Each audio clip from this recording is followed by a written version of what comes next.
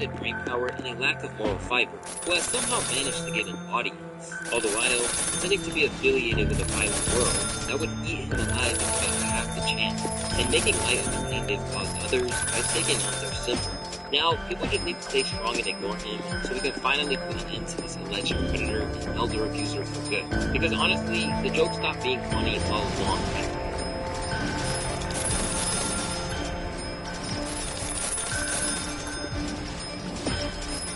The best review, Mercedes spent a Daytona to lyrics and worked hard, starting to record yourself for the brand new left to review. Safety and luxury for cosmetic expense. Mercedes-Benz Daytona.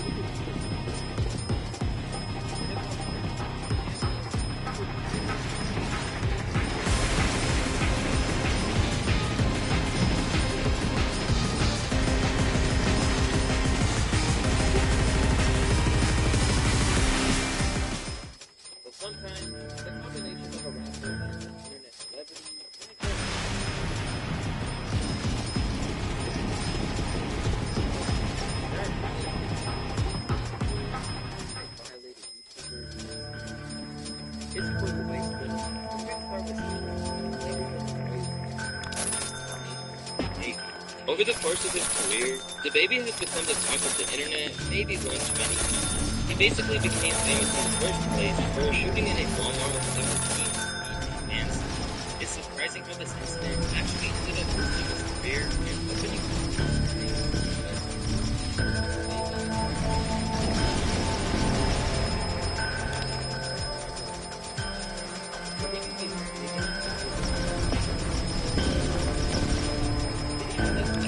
of a Twitter account which examined whether he had been a good boy that day. But after all the major controversies died down, he then found another way to get himself in trouble. This time, the alleged victim was a YouTuber known as Lamike Jr. At the time, he was a content creator on the rise who was hoping that his big break would come through tapping into the viral trend called 20 vs 1, where a single man interviews a whole host of women. We have seen tons of rappers like Boosie, JP, NLE Choppa, Young and Ace, and even Charlton White, for instance. So it's no surprise that Lamike really wanted to get in on the action by inviting none other than Charlotte, North Carolina's baby on set for a video.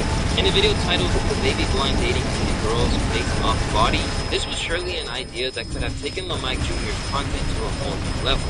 I think it's about to be my best video ever. But it went a lot worse than expected. While the first few interactions with the beautiful ladies on set went out decent, some were a little cringe.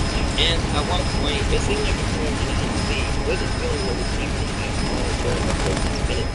Particularly when one of the ladies started getting a little aggressive, and the mic wasn't helping. Hold on. Hold on. What's up? Take your time. What you need? My name is Listia. What's your name? Talk to me. Sure. Yeah. What you whispering about? What if it was you was talking about? She said that she got a kiss. Are you out of the Hi. got a kiss. Well, just After this night,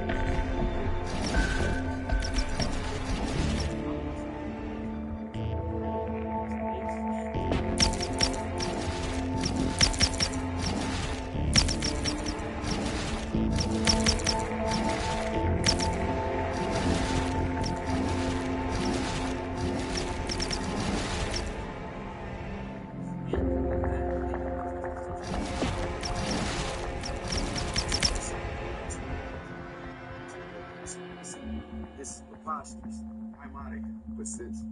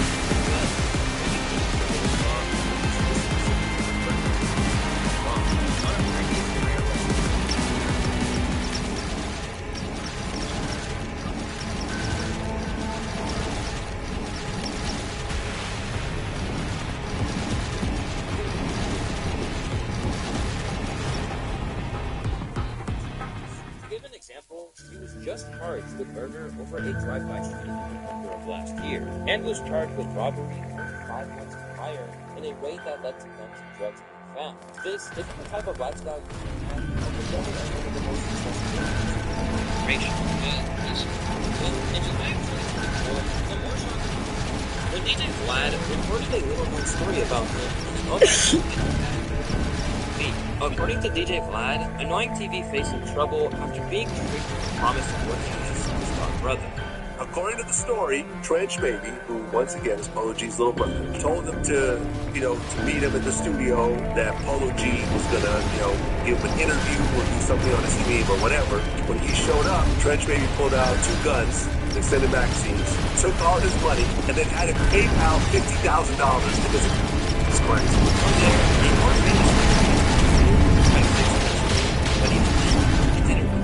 Now, Annoying TV didn't want to go to the police because he's an up-and-coming streamer and he felt, if he cooperated as a rapper, his career would be over. He reached out to Kai Sinat, Kai reached out to Polo, try to work it out. Ultimately, the bank returned the money to him. Although he's never exactly confirmed what happened, it does seem like he alluded to the situation online in a video titled The Worst Day of My Life. In the video, Annoying broke down into tears, with his friends not only coming to comfort him, but offer threats of retribution. Please. So, please, by all means, stuff like that. Okay? But, yeah. You'll be alright.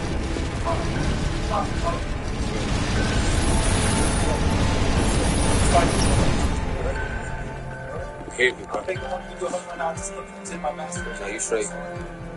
Let's go. Fight. Fight.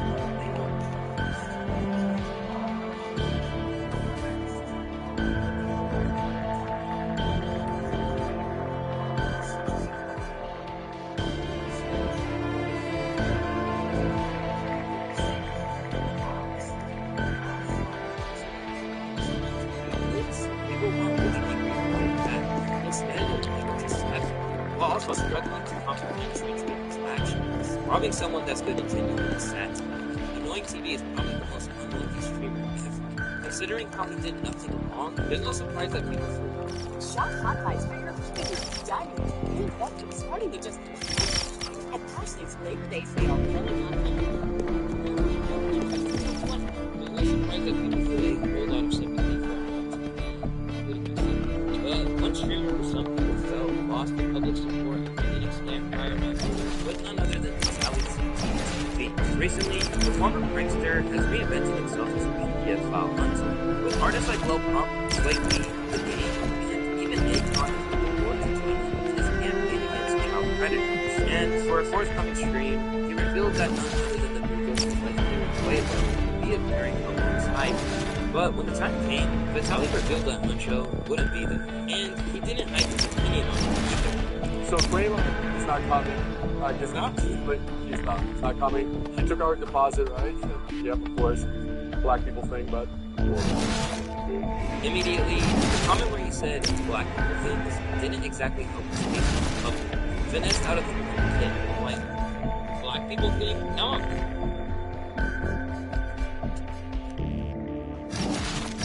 What's up?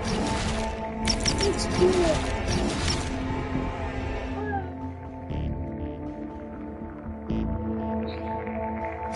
I would expect one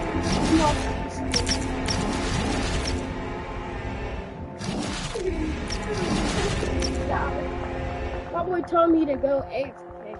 Oh my gosh, Carrie. The carry is crazy. He told me I could go AFK, bro. It's carrying, but it's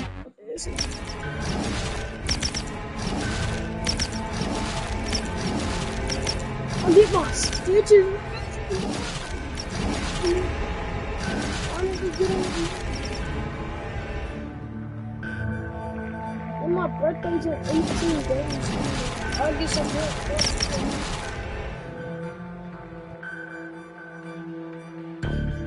I start school tomorrow, 2 days. So.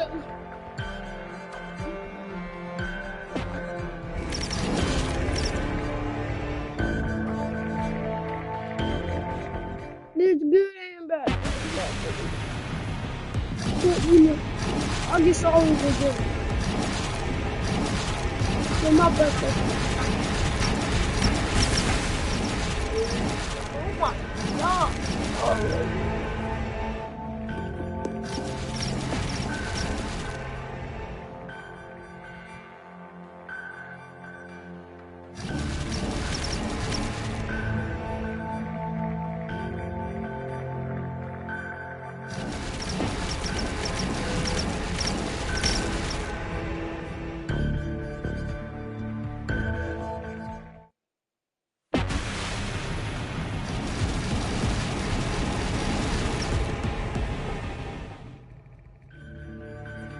Well, I thought it was up. She was coming on heavy metal.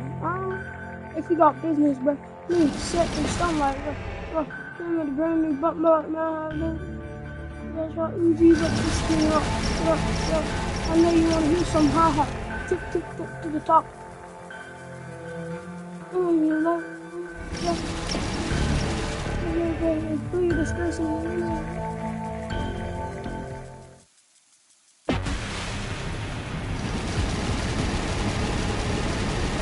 That was this kid basically got the game. Like, we've been doing it for like maybe 50 minutes.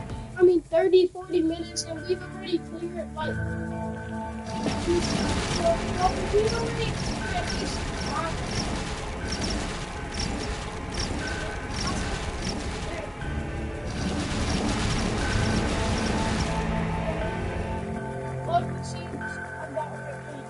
We've cleared at least 4 properties. This kid is doing it. Yeah, we've cleared 4. It's crazy.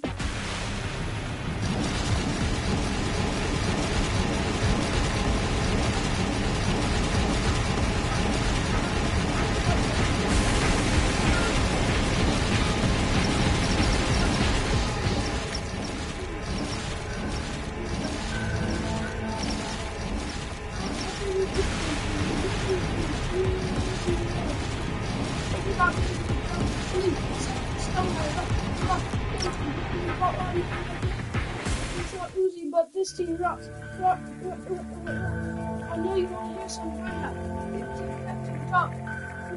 Matter of fact,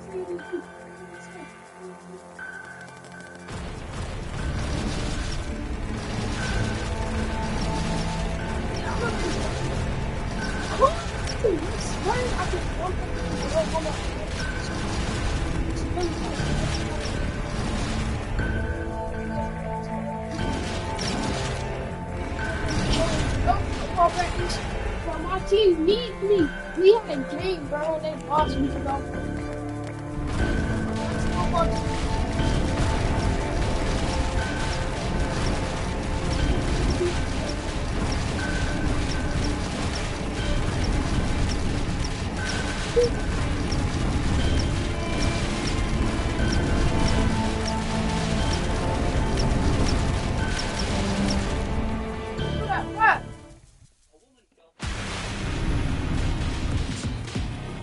Middle of nowhere. The woman was on fire, but she paid no mind, simply patting herself a few times before telling Barry she did not need saving. Then she left him in the sky, leaving only her clothes behind. Barry was stunned. Barry was utterly baffled. He thought he was a miracle. He sped off and lightning.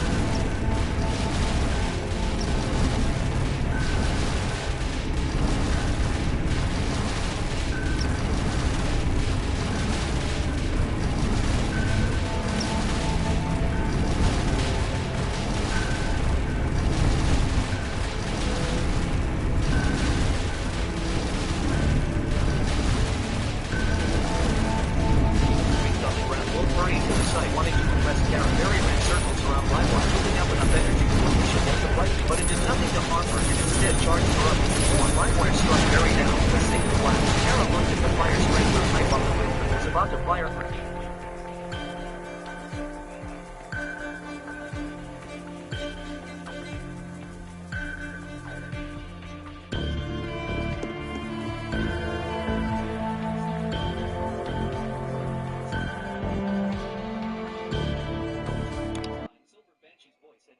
Barry stepped forward and knocked them both down. Livewire transformed into a bolt of lightning.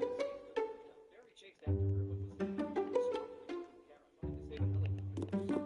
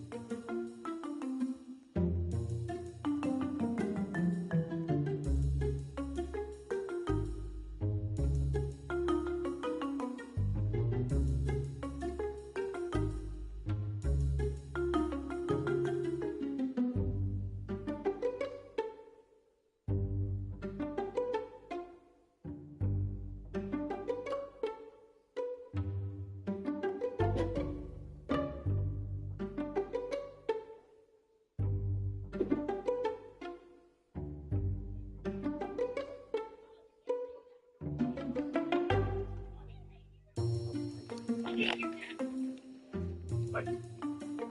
so, talk about My dad is past 607 Boulevard. I know, I'm sleeping, asshole.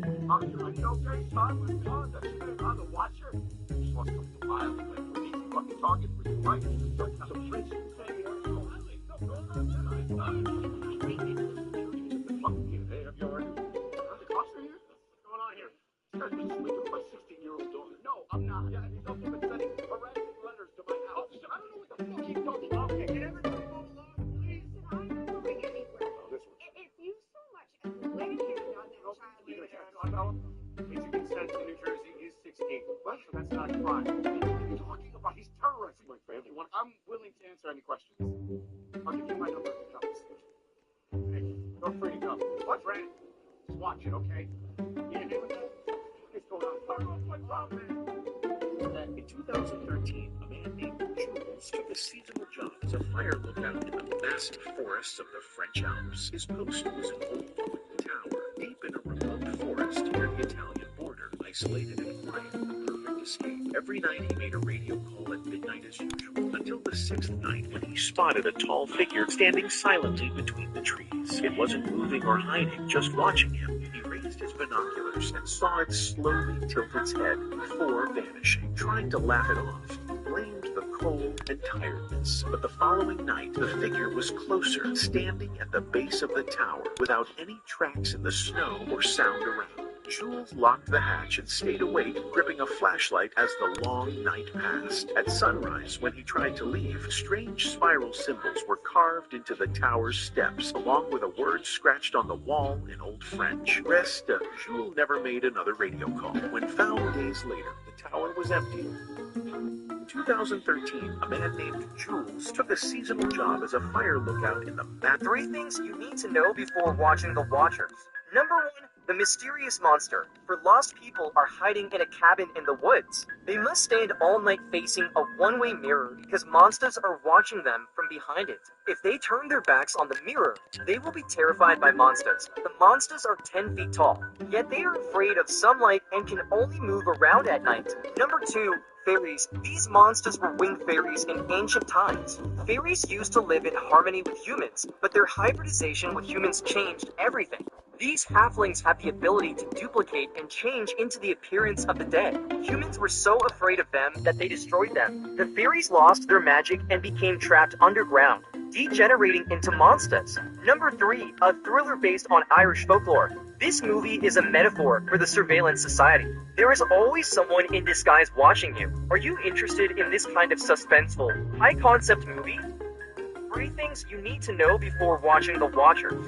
Number 1, the mysterious monster. For lost people are hiding in a cabin in the woods. They must stand all night facing a one-way mirror because monsters are watching them from behind it. If they turn their backs on the mirror, they will be terrified by monsters. The monsters are 10 feet tall, yet they are afraid of sunlight and can only move around at night. Number 2, fairies. These monsters were winged fairies in ancient times. Fairies used to live in harmony with humans, but their hybridization with humans changed everything. These halflings...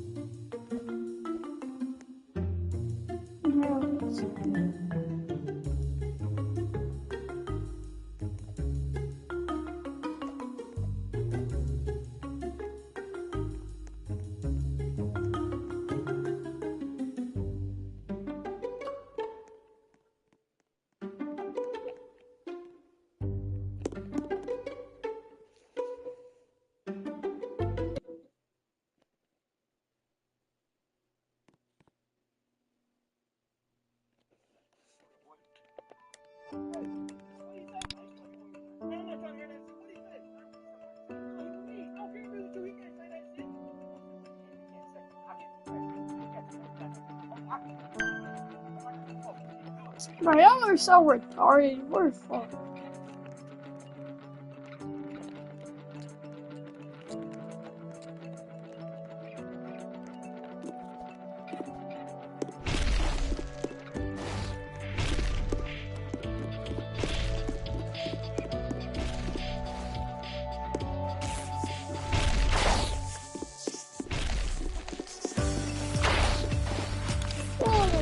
Oh, why do they hit from that far?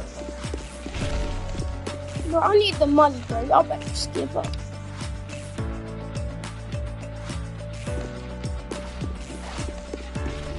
I'll be happy if we live past wave 1 or wave 2, chat. We're already chopped. Yeah, come on, gang. Why the hell would y'all pick hard, bro? Y'all do not know what hard is like. I used to play on hard. Cause these kids thought they could solo one time and we played it on hard, bro, and it don't. We got chopped. Cooked. We got murdered. We got chopped. We got cooked. We got boiled. We got fried. We got burnt.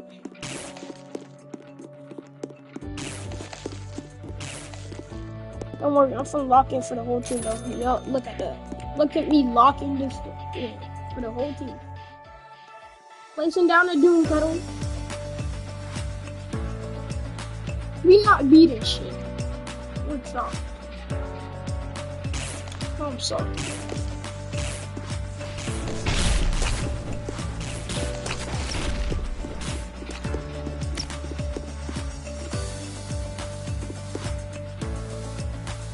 I'm not even trying to be negative or nothing. We're cooked this stuff. Just stay in the middle and place it in the middle. I swear, what are y'all doing? Y'all are selling my bag so hard.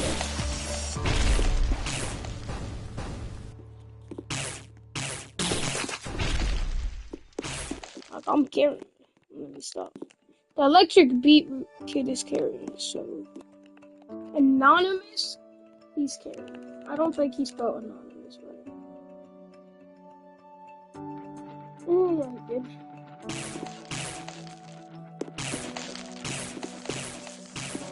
Start kicking, dude. Watch this. Follow more.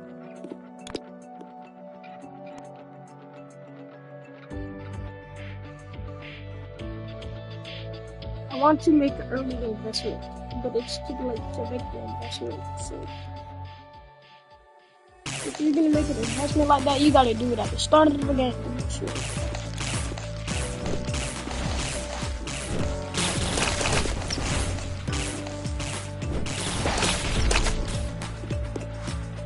everybody could have started this game off with something light just by saving for the first 3 rounds.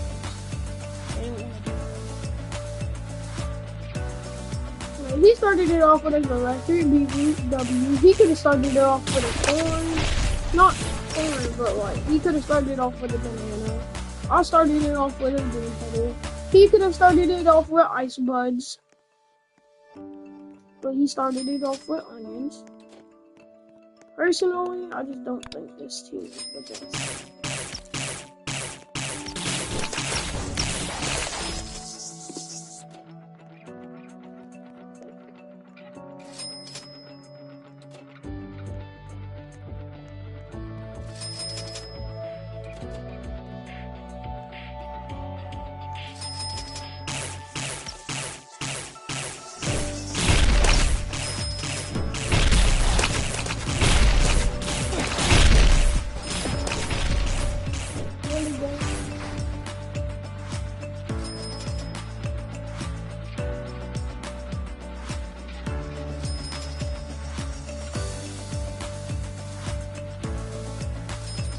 Okay, for 1 second because I have to deal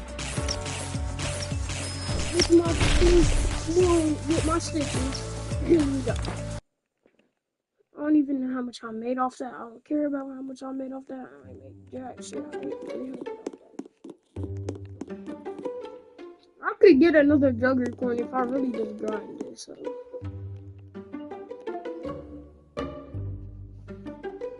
If I really just grind it right now, I get another jugger coin.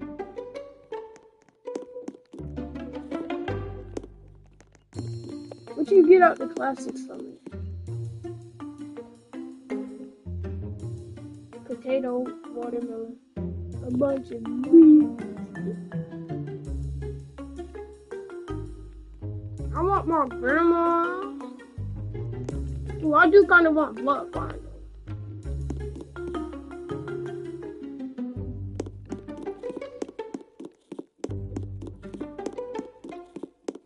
need a team to just cook Impossible.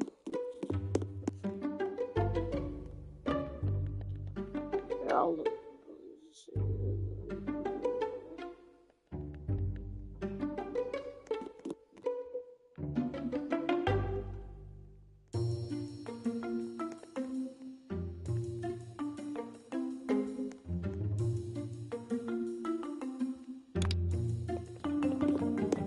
And I don't even want that.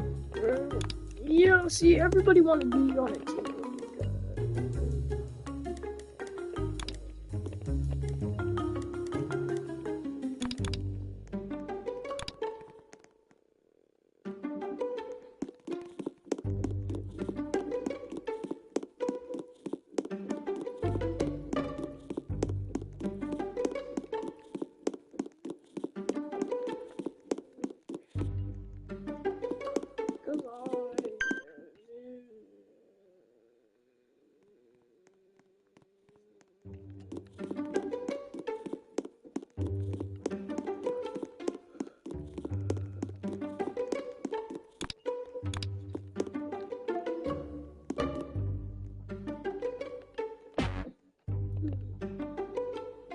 So he has corn, garlic.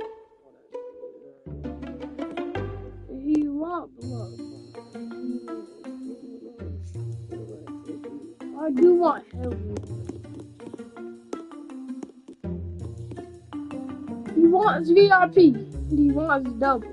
I think I could get VIP if I give it.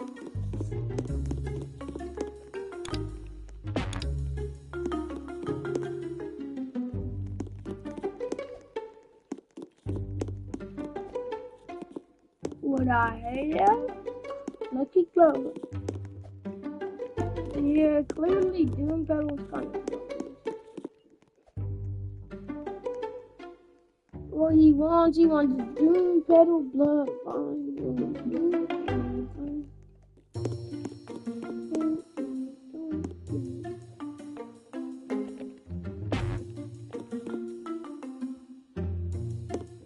So he has.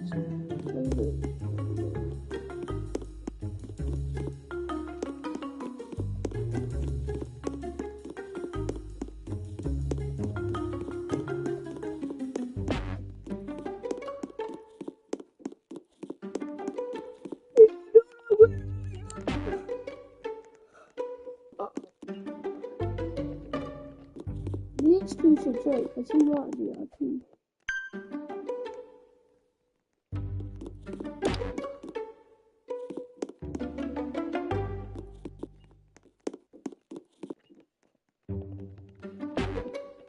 Let's get the Nexus started. Get me the fuck off.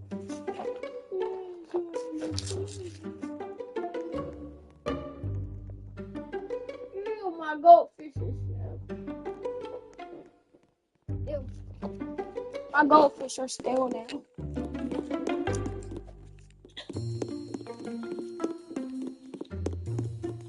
Still got that salt on it. The salt's still good. Okay. Somebody go get feed them to my fish.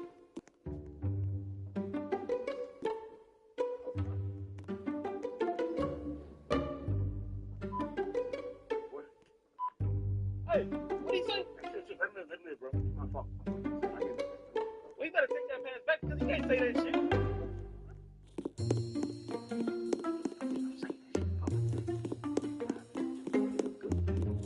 I'm saying that shit. Right? What up, boy? Hey, what did he just say? What you looking at me for? You didn't ask me what I said. He asked you what you said. You said it. You trying to tell him what you said. I ain't say shit. Hey, you just asked him to talk like you said. Talk like you said. Talk like you said. You're not white. You're just white. You're not white. You're just white. Light skin, bro. Say it again. Boom. Chill. Hey, chill, bro. Everybody want to say that shit. No, beat it. No, I'm asking you right now. You're the person in the world saying that. You really gonna block every single person in the world? Give me that in front of me. Yeah, you block me right now. I mean, why did you give me one? Yeah, you messed up. You messed up. Yeah? What? What?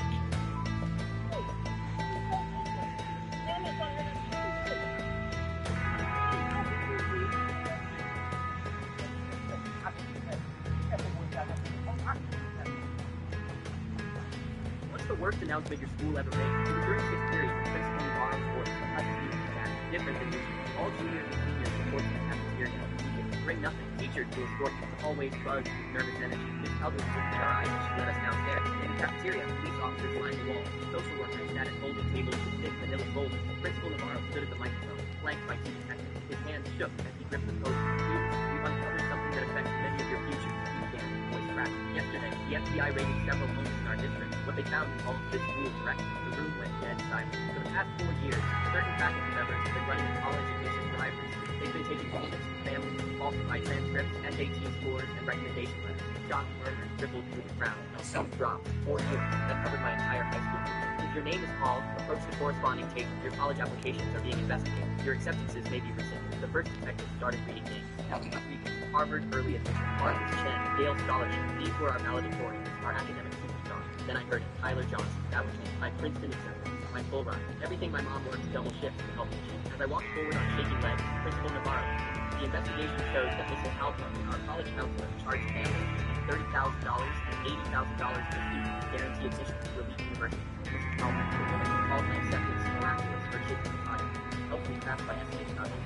The social worker handed me a thick folder. Inside were bank records with my mother's name. $45,000 deposited exactly. Speaking over my Princeton mission. My mother, who worked 3 jobs to keep our lights on, who I'd watched cry over unpaid bills just last month, but the worst part was the handwritten note we took to the documents. Mrs. Halbrook's unmistakable script. Highly poverty tested very well with the mission. Recommend emphasizing single mother struggle, including security for maximum impact. She hadn't just taken our money, she turned our real suffering into a sales pitch. The social workers pulled out more documents, bank records, showing payments from 37 families. Mrs. Halbrook had made over $2.8 million in 4 years, specifically targeting kids from struggling neighborhoods like ours. She told parents it was an investment in their children's future. She convinced them this was the only way poor kids would compete with wealthy applicants. But there was more. She'd been coaching us to embellish our hardships. Remember when she suggested I write about eating cereal for dinner? When she told Marcus to emphasize his dad's deportation? She'd been manufacturing sob stories to sell to colleges, making our real pain more marketable. The cruelest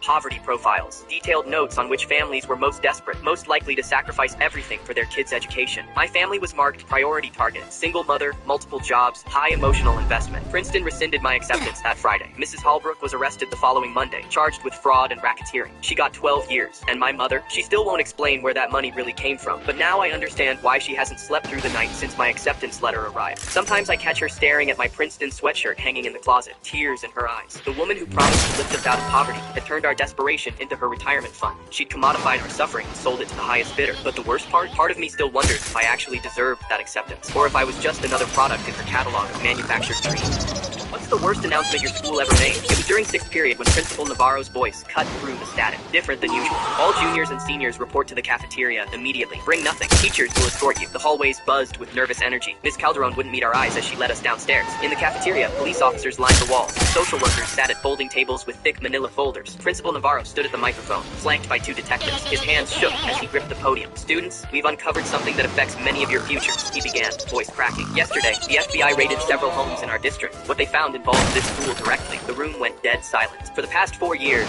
certain faculty members have been running a college admission bribery scheme. They've been taking payments from families to falsify transcripts, SAT scores, and recommendation letters. Shocked murmurs rippled through the crowd. My stomach dropped. 4 years. That covered my entire high school career. If your name is called, approach the corresponding table. Your college applications are being investigated. Your acceptances may be rescinded. The first detective started reading names. Emma Rodriguez, Harvard early admission. Marcus Chen, Yale scholarship. These were our valedictorians, our academic superstars. Then I heard it. Tyler Johnson. That was me. My Princeton acceptance. My full ride. Everything my mom worked double shifts to help me achieve. As I walked forward on shaking legs, the investigation shows that Mrs. Halbrook, our college counselor, charged families between $30,000 and $80,000 per student to guarantee admission to elite universities. Mrs. Halbrook, the woman who called my acceptance miraculous for a kid from the projects, helped me craft my essays about overcoming poverty. The social worker handed me a thick folder. Inside were bank records with my mother's name. $45,000 deposited exactly 2 weeks before my Princeton interview. My mother, who worked 3 jobs to keep our lights on, who I'd watched cry over unpaid bills just last month. But the worst...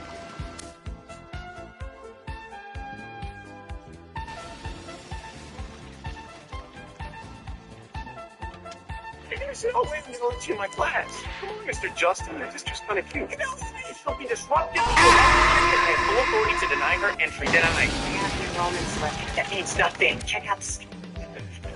The official statement of the teacher's license. Ready to get back to the morph spell, please? Now, who's gonna morph into, let's say, Shaquille O'Neal? Look at me.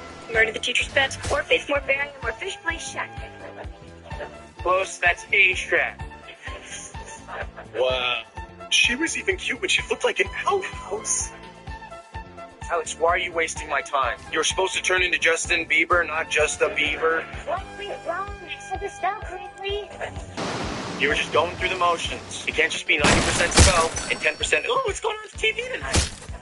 Lock, it's kicked in hysterical places that at 9. There's no helping you. If I do better, that means you help another one closer, and that helps you too. You're right. Maybe in a year we'll have enough points to catch up to Matt. All we need is a little something to raise our standings. Hey guys, so I woke up tomorrow with the competition for Monday at 4 p.m. Just get this thing done, right? Only Max can change the date back. And that's what he's gonna do. More fish, more fairy, and more fish plays masks. So I don't understand. You just had your family's wizard competition moved up, and now you want to move it back? Yeah, it's just better for people if they don't try to figure me out. And my sister Alice is beautiful. Just wanted to hear myself say that. Enough. Russo, what is going on? What are you doing here? It's me, Justin. I came here to change the competition back to its original preset date. Wait, Max, girl clothes, jewelry, outfits. Yes, I can change the date back to... Change the date back to... Hey, what are we doing here? That's what I'd like to know. Just a 20 don't plan anything. Oh, you had the same plan. You know what? I'm keeping the wizard competition on Monday. Nobody imitates me and gets away with it. Change it back. It didn't hurt. You should have thrown that board. You guys shouldn't mess with me. Give his body a make him very weak. Oh. I have no idea what just happened here, but Monday is off. I think you two Mrs. and the little girl could use the time to work things out. Yes, we did it. We got the competition changed back. Why does she say little girl? Don't worry about it. I'll change it back.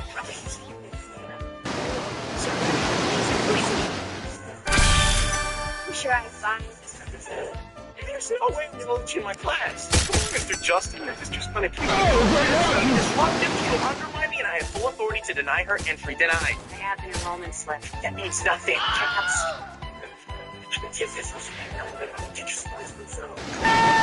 Oh, please. Now, who's gonna morph into, let's say, Shaquille O'Neal? Look at me. I'm learning the teacher's pets. More face, more bearing, more fish, play shot. Close, that's A-strap. Wow. She was even cute when she looked like an outhouse. Alex, why are you wasting my time? You're supposed to turn into Justin Bieber, not just a beaver. What went wrong? I said the spell correctly. You were just going through the motions. It can't just be 90% spell and 10%, oh, what's going on with TV tonight? An entitled rich guy parked in my driveway and told me to get over it, so I made sure he couldn't get over, under, or around anything for 3 days. The cops watched me hold a millionaire's son prisoner in my own driveway and told him it was completely his fault. My driveway is this narrow strip between 2 brick walls. Once you're in and I park behind you, you're trapped until I decide otherwise. 2 years of entitled rich kids using it during sold-out concerts at the venue next door. I've been patient. Then some trust fund prince in a white Mercedes G-Wagon showed up Saturday night. He gave me the opportunity I didn't know I was waiting for.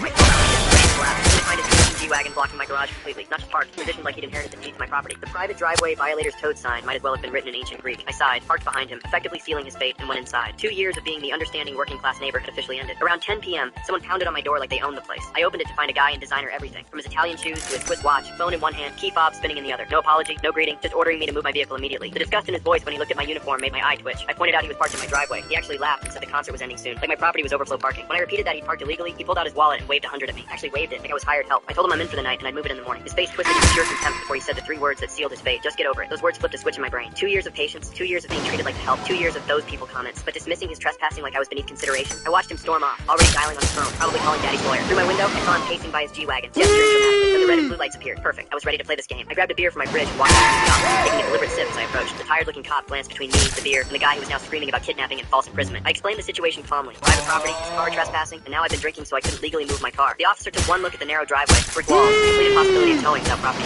He told him he parked on private property, and he couldn't ask me to drive under the influence, and left. I glanced at my work schedule on the fridge. 3-day weekend for everyone else, but I had Monday off. 3 beautiful days stretching ahead. So I went out and informed him I'd be drinking all weekend since it was my vacation, and he could get his car Tuesday when I went back to work. The shriek that came out of his mouth probably shattered windows next door. He mentioned board meetings Tuesday. I just shrugged and threw his own words back at him. Just get over it. Tried everything. His father called personally, offering bribes, then threats. More cops Saturday morning, same result. Tow trucks took one look at my property setup and left. His father's lawyers came in suits worth more than my car. One mentioned congressional connections. Sunday they got creative and had a locksmith try to move my car. I thanked them for attempting auto theft on camera and saved the footage to 3 different clouds. One offered me $20,000 cash, another threatened to have me blacklisted from every job in the state, but I just kept sipping my beer, watching the show from my porch like it was free entertainment. By Sunday, word had spread through the neighborhood. My elderly neighbor brought me cookies, said it was about time someone stood up to them. Luxury cars kept circling the charts, and people kept showing up in shifts like they were negotiating international incidents. Tuesday morning, 7 a.m., I looked out my window. There he was, sitting on my front steps in his wrinkled designer suit, looking like he'd been there all night. He made eye contact as I walked out in my work uniform. His eyes lit up with hope. He actually stood up, probably thinking his nightmare was finally ending. Then the car pulled up. I hopped right in my coworker's car because I didn't feel like driving that day. The look on his face, pure, crushing defeat. No words needed. He knew exactly what I was doing. I won without throwing a punch, without yelling, without breaking a single law. Just a long weekend of malicious compliance. That same evening, I had a second job interview. First opportunity in months, actually. I needed my car for that. So when I got back around 9 p.m., still smiling from what turned out to be a successful interview, the G-Wagon was gone. Just tire marks on the concrete and the faint smell of burnt rubber where he must have peeled out. I never found out what happened to him after that and never saw him again. But for the rest of my time in that house, my driveway stayed completely empty. Concert nights, big shows, sold out events, it didn't matter. They still packed that venue every weekend, but that driveway remains untouchable.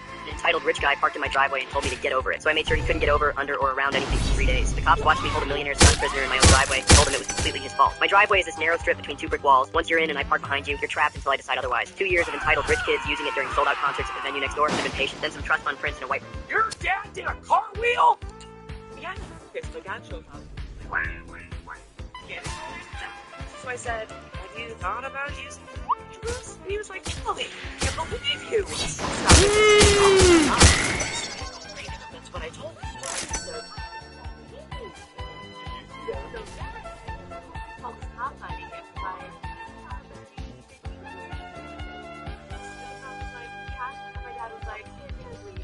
And the cop was like, yeah, it's totally legal. I just popped it. And that's about it.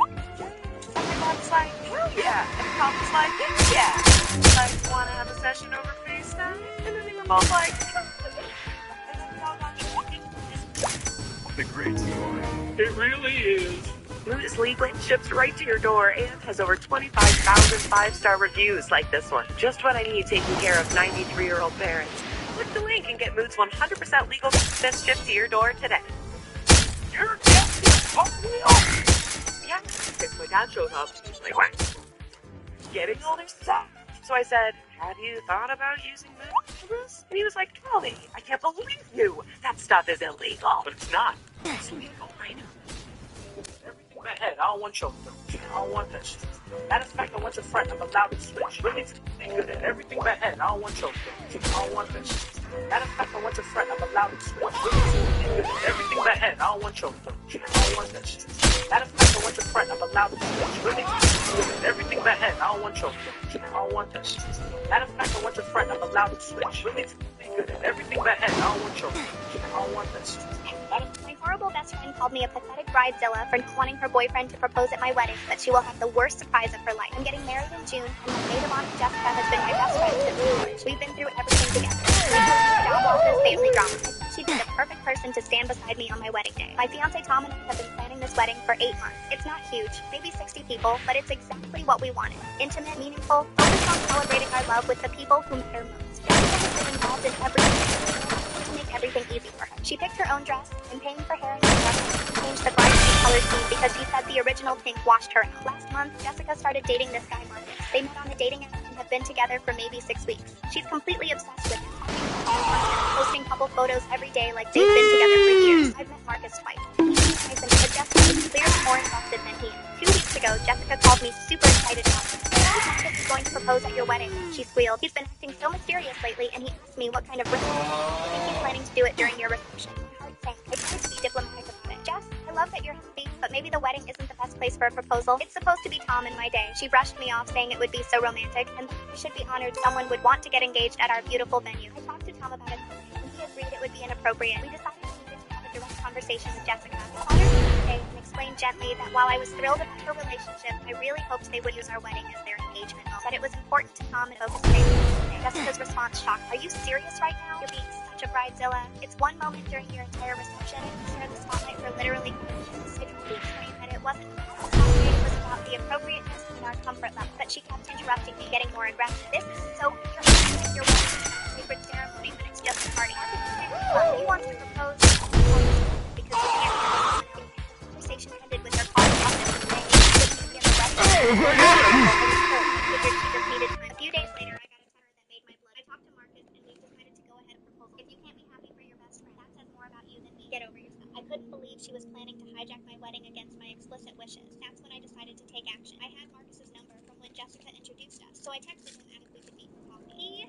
My horrible best friend called me a pathetic bridezilla for not wanting her boyfriend to propose at my wedding, but she will have the worst surprise of her life. I'm getting married in June, and my maid of honor Jessica has been my best friend since college. We've been through everything together. Bad breakups, job losses, family drama. I thought she'd be the perfect person to stand beside me on my wedding day. My fiancé Tom and I have been planning this wedding for 8 months. It's not huge, maybe 60 people, but it's exactly what we wanted. Intimate, meaningful, focused on celebrating our love with the people who matter most. Jessica has been involved in every detail, and I've tried to make everything easy for her. She picked her own dress, I'm paying for hair and makeup, and I even changed the bridesmaid color scheme because she said the original pink washed her out. Last month, Jessica started dating this guy Marcus. They met on a dating app and have been together for maybe 6 weeks. She's completely obsessed with him, talking about him constantly, posting couple photos every day like they've been together for years. I've met Marcus twice, and he seems nice enough, but Jessica is clearly more invested than he is. 2 weeks ago, Jessica called me super excited about something. I think Marcus is going to propose at your wedding, she squealed. He's been acting so mysterious lately, and he asked me what kind of ring I like. I think he's planning to do it during your reception. My heart sank. I tried to be diplomatic about it. Jess,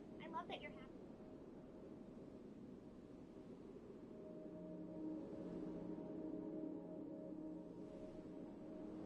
There's no way I'm gonna let you in my class. Come on, Mr. Justin. Your sister's kind of cute. No way. She'll be disruptive. She'll undermine me, and I have full authority to deny her entry. Denied. I have an enrollment slip. That means nothing. Check out the stand. The official stamp. Did you see it, Miss Russo? Can we get back to the Morse spell, please? Now, who's gonna morph into, let's say, Shaquille O'Neal? All right. No, look at me. Murder the teacher's pets. More face, more berry, more fish, please, chef. Close. That's a Shaq. Wow. She was even cute when she looked like an owl.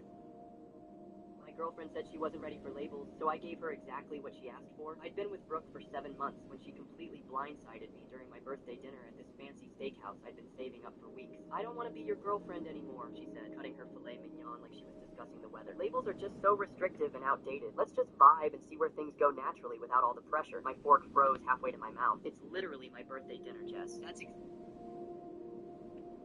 why I'm being honest. No pressure, no suffocating expectations, no relationship drama, just two people enjoying life and each other's company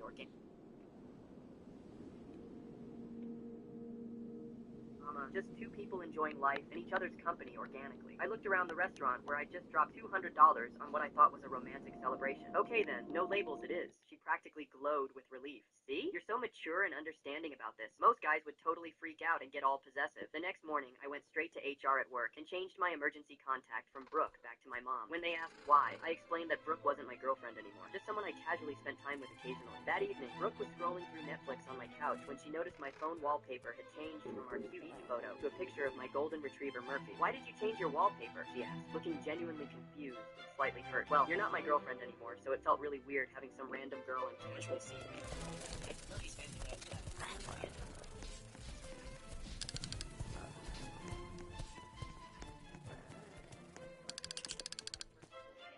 Excitedly. Must be the boyfriend we've heard about, I smiled. Oh no, I'm not her boyfriend. Just a guy Brooke spends time with. We're keeping things casual and label-free. The aunt's smile died. Oh, well, Brooke's not into commitment. She prefers to vibe and go with the flow. Very modern approach. Brooke's face turned red as her aunt awkwardly fled. She grabbed my arm. What the hell was that? I'm using your exact words. We're label-free, remember? You're embarrassing me. How? By accurately describing our relationship status? When the photographer called for couples shots, I stepped aside. We're not a couple, just friends who hang out. Brooke stood alone while real couples posed together. The photographer asked twice if I was sure. 2 weeks later, her parents invited me to their anniversary dinner at their country club. I declined politely. That's more of a boyfriend activity. I'm just the guy Brooke casually hangs out with when she's bored. Dead silence from her mom. When Brooke found out, she exploded. They specifically wanted you there. Dad was giving you a golf membership for Christmas. They wanted your boyfriend. Since I'm not that, it would be inappropriate. You're being ridiculous. I'm being consistent with your boundaries. By month 8, she was desperate. She started leaving items at my apartment, initiating relationship talks constantly. Maybe we should discuss where this is heading, she said after dinner. Where what's heading? We're just vibing, remember? Very successfully, too. Don't you want something more meaningful? You said labels were restrictive. I'm feeling unrestricted. Her eyes started twitching. The breaking point came at her company Christmas party. Her boss introduced me as her boyfriend to colleagues. Actually, I corrected politely, I'm just a guy Brooke enjoys spending time with. She's not into traditional relationship structures. Her boss looked confused. Are you seeing other people? Brooke prefers to keep things open and casual. I watched her professional reputation crumble as her boss filed this under-office job. On the drive home, she cracked completely. Hi, I want to be your girlfriend. I want labels and commitment. I pulled into her driveway with innocent eyes. That's sweet, but I'm enjoying this no-labels thing. It's so freeing. Why ruin what we have with restricted boyfriend-girlfriend drama? The panic in her eyes was worth every awkward explanation. Your girlfriend said she wasn't ready for labels.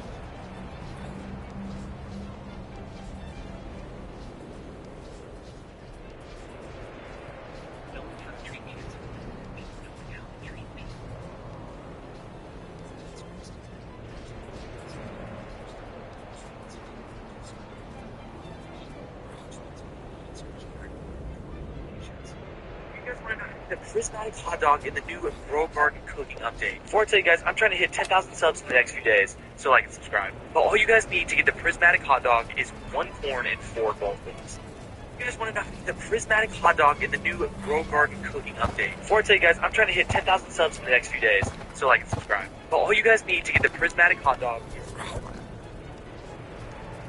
people transferring cancer care at more than 20 locations. Closer to home. Family, and friends. Our Central Florida's leading cancer care provider for many reasons. Most of all is this.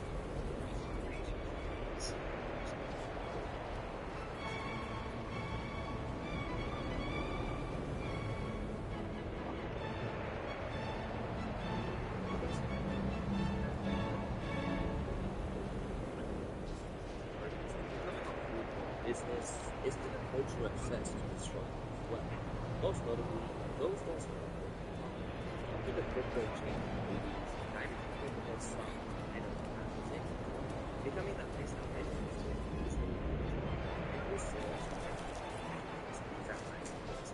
beyond that, almost recognized as that. The rappers using it to scale their enemies and diminish the weight of their profits on sales.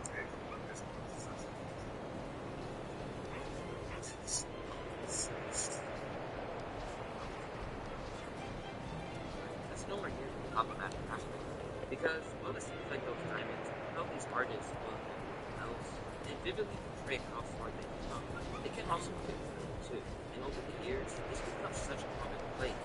Rappers are getting dispossessed of cash they work so hard without ever receiving really good body of work. Meanwhile, those who are selling them, this is why the biggest scam of this seems to be a fashion item end up ruining careers. In some cases, even costing them their life.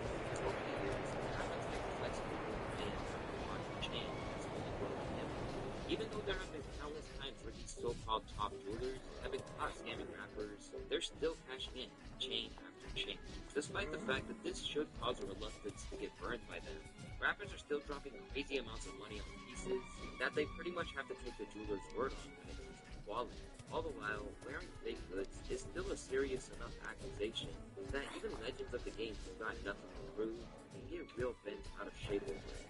Just look at the venom with which Busta Rhymes responded when a fan questioned the validity of his chain on IG, saying that it's such a shame that low self-esteem people like you don't believe that beautiful and very precious gems like these can be acquired. Maybe it's not part of your ancestral history. Please let me inspire you or say that that'll be common with your low ambition bubblegum ass. Unfortunately, no one is immune to it. When you're part of the culture or trying to break into it, it's only natural to be influenced by its standards. The problem is that a lot of these artists aren't getting what they're really paying for, whether it's respect, real quality, or just getting finessed by someone who knows they've got more money than common sense. When it comes to those who have been making a killing from hip-hop stars and have been allowed to be in possession of jewels, the monetization essentially becoming celebrities in themselves begins with Jacob himself. Among the most legendary jewelers of them all, Jacob Arabo has been name-dropped in countless songs and even made a cameo appearance in Drake's music video for When It's of a Freestyle.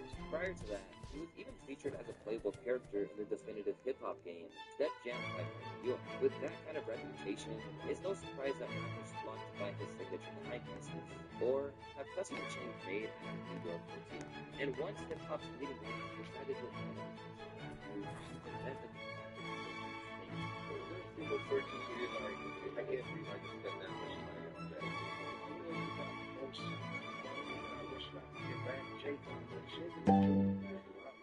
spent over almost $1 million with Jacob. It's for homies chains, all the black women chains, watches.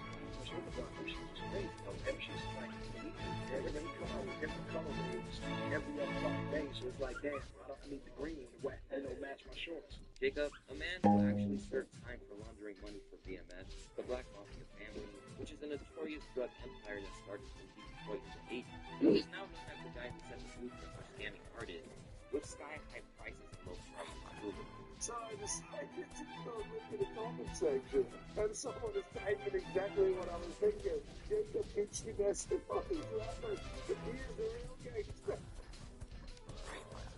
He's a celebrity. Rappers, it's hilarious. And not just for like a couple of years, but since the 80s and 90s or something, he was great. And while he's been accused of charging way too much, rappers like Benzino say the problem runs deep, claiming that Jacob never showed any real loyalty to the very artists who are filling up his pockets. Jacob act like he didn't know me. I probably gave Jacob $2 million. I bought the whole store staff real shit that he's wearing fake jewelry on them. 60%, 75% that you see is wearing fake jewelry. Shout to the real true. But Jacob's jeweler, Scott was sitting there talking. I'm sitting at Scott's house.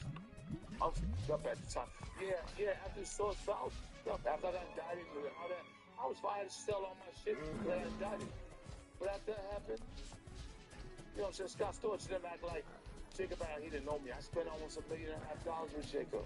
In Benzino's opinion, many of the pieces we're seeing today are reportedly fraudulent. And while he's not always right, there's plenty of evidence to suggest that, on this occasion, the former editor of The Source and longtime enemy of Slim Shady was definitely onto something. As diamonds got bigger and more audacious, rappers began to lose sight of what they were really looking for. And they're so unaware, they end up flexing fake pieces, only for it to backfire in the worst way.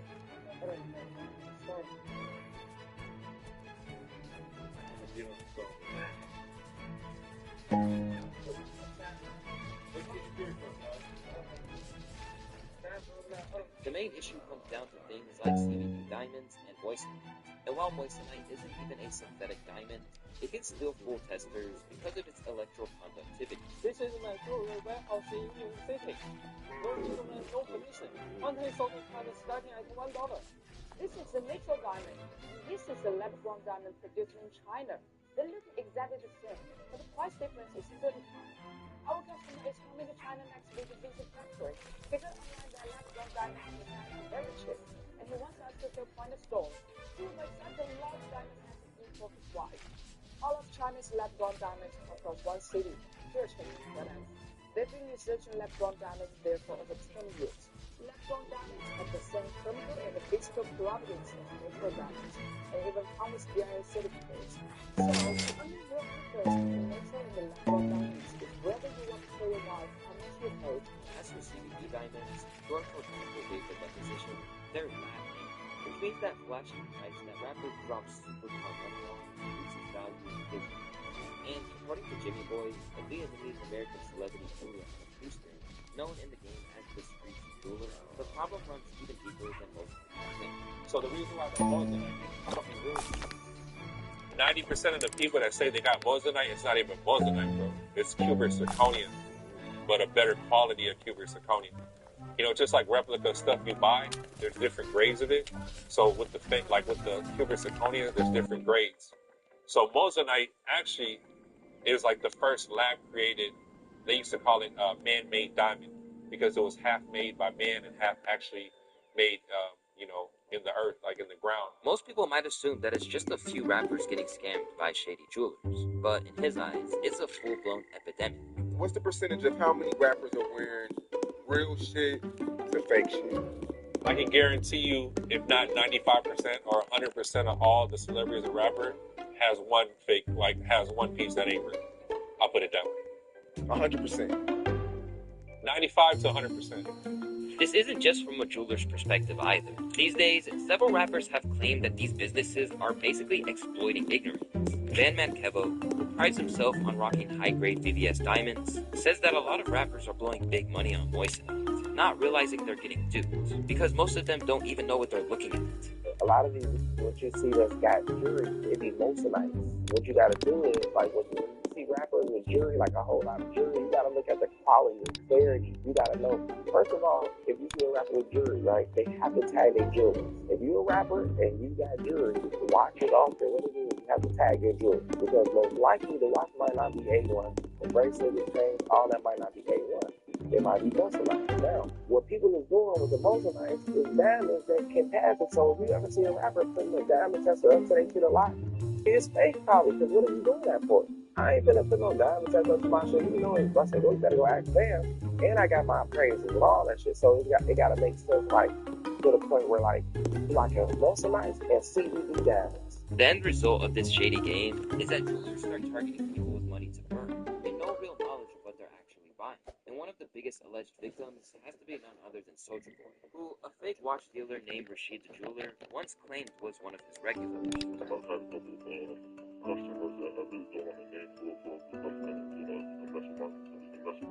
So you telling me that this knockoff right here is $1 million business?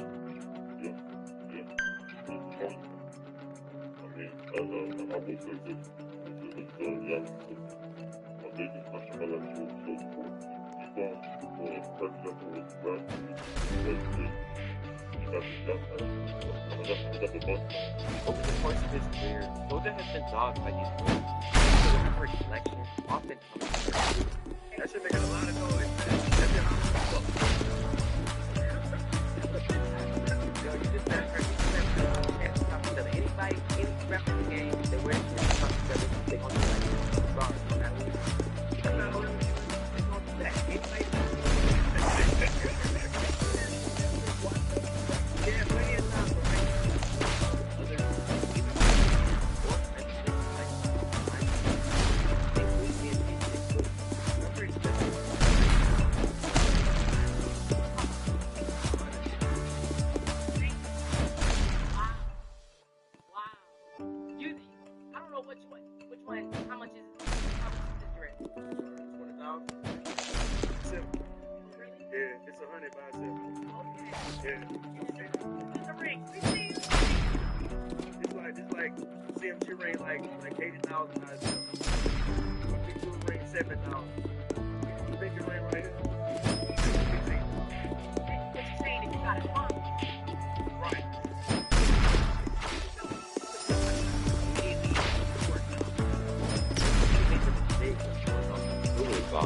It was game over.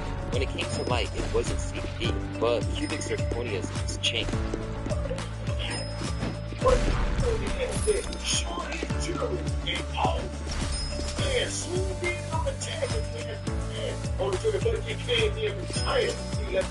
and they say, see, on the goddamn tag,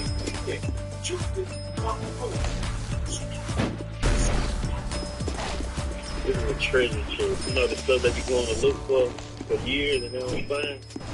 This right here, this shit.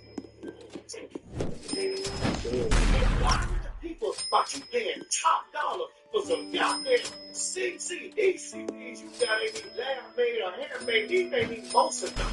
These are the stones that the women go to the jail place and tell the Chinese people, put these goddamn CC on my goddamn neck. These wearing diamonds, y'all. While nothing's wrong with buying fake jewelry in order to prioritize more sensible financial planning, the problem comes when you attempt to portray an image that doesn't match up to your reality. Because if there's something hip-hop hates, it's inauthenticity, whether that's stones or otherwise. Now, there's every possibility this was an honest mistake too, with Big Boogie sadly being sold down alive when he didn't know what he was looking at. In here, we have the stance of someone like Lil Durk, who claimed that in 2022, that the mockery is misplaced when they're being willfully duped by con men. Don't blame the rapper or athletes for that. Blame the jewelers for selling them that bogus shit.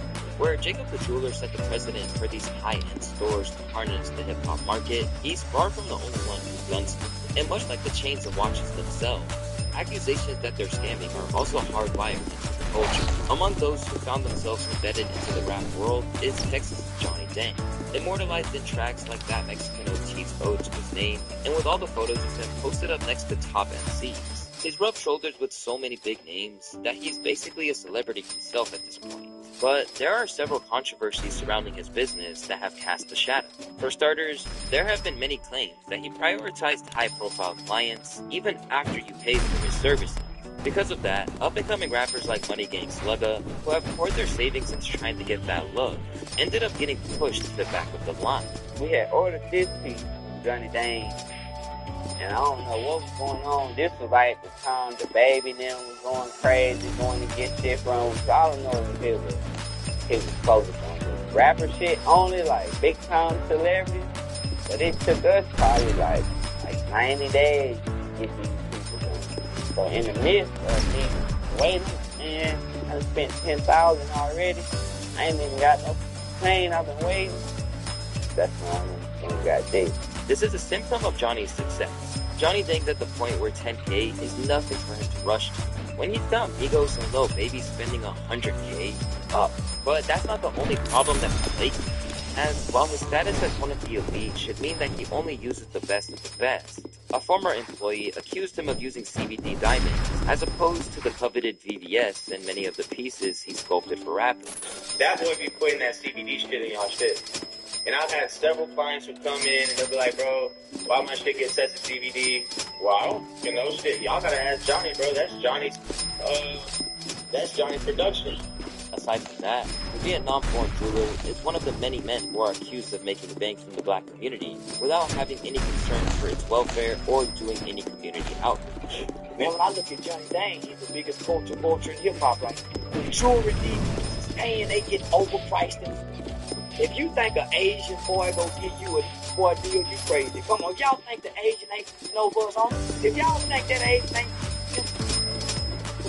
So what I'm saying is, out of all the money that the black rappers spent with, what was the first boy name? Jacob the Jew, out of New York. Man, out of all the things, y'all, all the money you can have, y'all spent billions. According to y'all, $100,000 got $5. Y'all spent billions. Y'all couldn't find no shit. We ain't never seen Johnny Dang put nobody home. Never. We ain't never seen Johnny Dang take what he gets from our hip-hop culture. Alongside scandals like this, we have other individuals whose problems stem from claims that their jewels are simply not what they're claiming that they are. Here, we have someone like Elliot Elianti, a high-end merchant who had an illustrious run of making chains and special items for some of the biggest stars in the game. But not everyone thinks he's on the level. Back in 2020, Houston's eternally icy Sauce Walker claimed that Elianti is known for passing off CBD lab-grown diamonds as the real thing.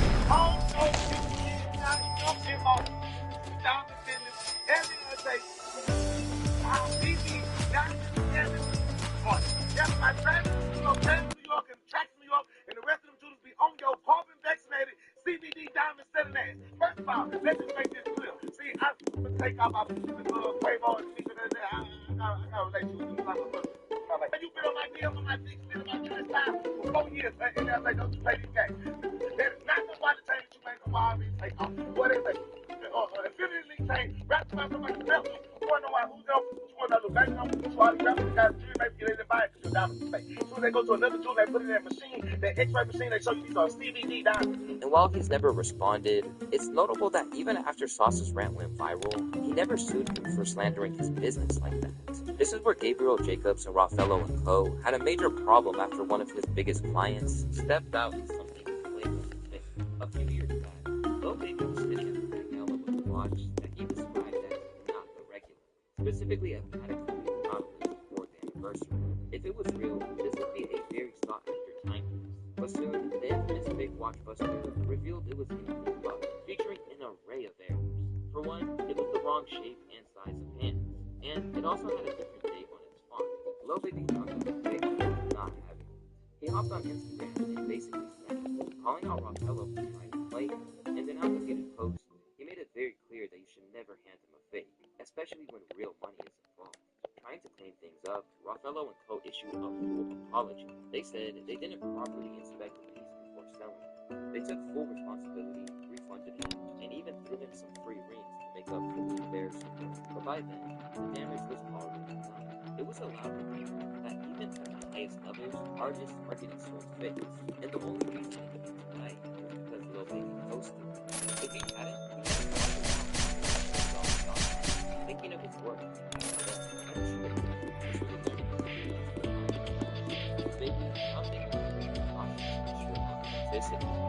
You had bought the jewelry a while back, right? You found out it wasn't authentic. How do you feel confident now going and buying jewelry? No, I'm not say that. Because I haven't bought my watch, I'm not jewelry. I was just buying that. That's it? Still can't get it. You know what? I'm not even asking my last. And shockingly, it wasn't necessarily the isolated incident that they masqueraded it as. According to DJ Black, he had the same situation with Gabriel and Co. I actually had a bad experience with the same company. And I have people that were involved in this that can vouch for this particular situation. I had actually traded in a rose gold Kilo Kid Power watch. What sound like rose gold? Rose gold, you know. So we did a deal where I gave him that watch and he gave me a Rolex Presidential 2 in yellow gold. When I went to go get it appraised and looked at, you know, for my insurance and so forth, we come to find out that one of the links on the back of it was rose gold instead of yellow gold. And then we come to find out that the actual glass on the watch wasn't even Rolex glass. So I had to spend a few $1,000 to get this watch back into its original shape. It's not like I was informed that this watch was this Frankenstein watch. How many of these watches have, these guys sold to people that didn't catch it, like me and a Lil Baby? Lil Baby would have bought it on Instagram. Sitting there with this $40 watch thinking it's worth half a $1. And while things like this is naturally a consequence law, it's not as bad as some of the unsavory business tactics that some places have been accused of. A staple of the rise of ATL hip-hop, Icebox has been a favorite of individuals such as Lil Baby, T-Pain, 21 Savage, Lil Yachty, Migos, Meek Mill, and others. In the process, this family business has become obscenely lucrative, but it hasn't been without controversy. Prior to his stint in prison, Icebox sued Young Thug after claiming that the rapper was yet to pay off a $115,000 debt. But Thugger didn't stay quiet. He clapped back hard, saying the lawsuit was bogus and claiming Icebox actually tried to extort him. According to his legal team, the store kept offering him expensive jewelry without asking him for payment up front, making it seem like they were cool with flexible terms. But later, they suddenly hit him with strict payment demands and deadlines, flipping the whole vibe and sparking the lawsuit. When you're acting like that, it makes it seem like this apparently loving relationship that these jewelers have with hip-hop's biggest stars and its culture is built on a bedrock of lies. And when you delve into one of the things that they enable the culture to popularize, that becomes even clearer. If you're a listener of contemporary hip-hop, you've likely heard the phrase bust down a million times. But in case you're not familiar with what it actually entails, let me break it down for you. Basically, it's a luxury timepiece which has been taken apart, drilled, and filled with diamonds. And it's become such a staple in hip-hop to the point it was enlisted as part of a beef between Jay and Mace way back in the day. And from the outset, they've always been controversial, with Jay spitting, "Those ain't Rolex diamonds. What the f*** you done to that?" Jacob did a watch for Big where it had diamonds in the middle. And I told Jacob, I was like, yo, Jacob, I want to do diamonds on the whole watch. Once I got the Rolex, I was like, yo, this is crazy. Now, when he said those are Rolex diamonds, it was still real diamonds. It just wasn't factory like everybody wear today. But as much as they're a staple of the culture, there are plenty of reasons why investing in one is a terrible idea for the market. In one of the numerous videos on the subject, watch expert Nico Leonard reveals how the alterations these company makes diminish value. He broke down how these customizations actually kill the value of the watch, using Trax NYC's Patek, the one they sold to Cardi, as the perfect example. That watch is a Patek Philippe 5711. That you, this watch.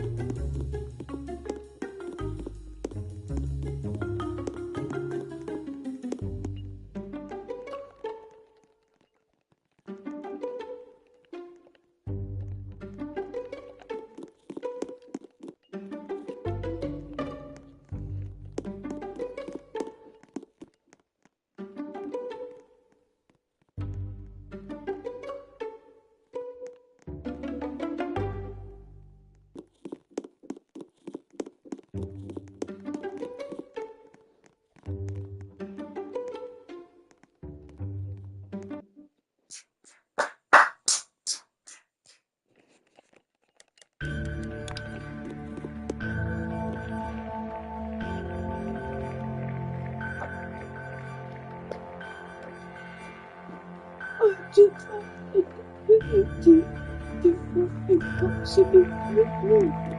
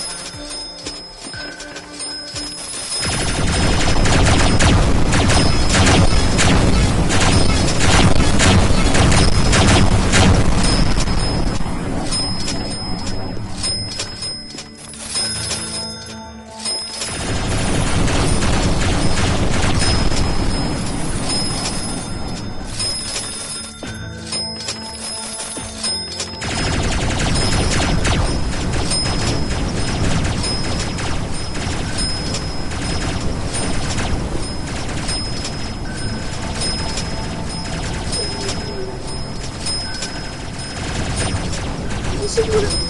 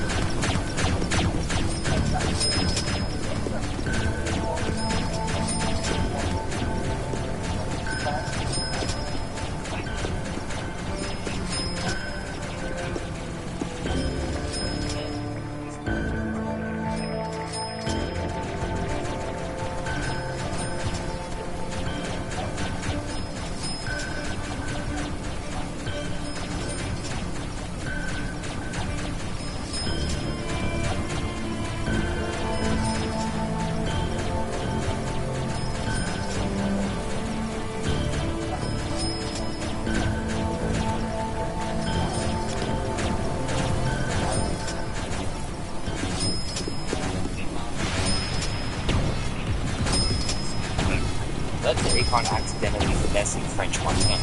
Yeah, so it wasn't out of style. You know, like I like shit like a dime doing. I was getting my food out there, what's this? Akon did it for my birthday. Akon, my God. That's me trying to get what you trying to get me like that. So I'm like, think about the play or Akon instead of I hope the rap industry stops moving around and educates these MCs about bullying, how badly they've been ripped off. Meanwhile, other still too many rappers simply don't care about the true value of what they're buying, so long as it provides a fun. But while this is short-sighted in itself, what rappers have to come to terms with is that supporting the way rappers are today is a scam.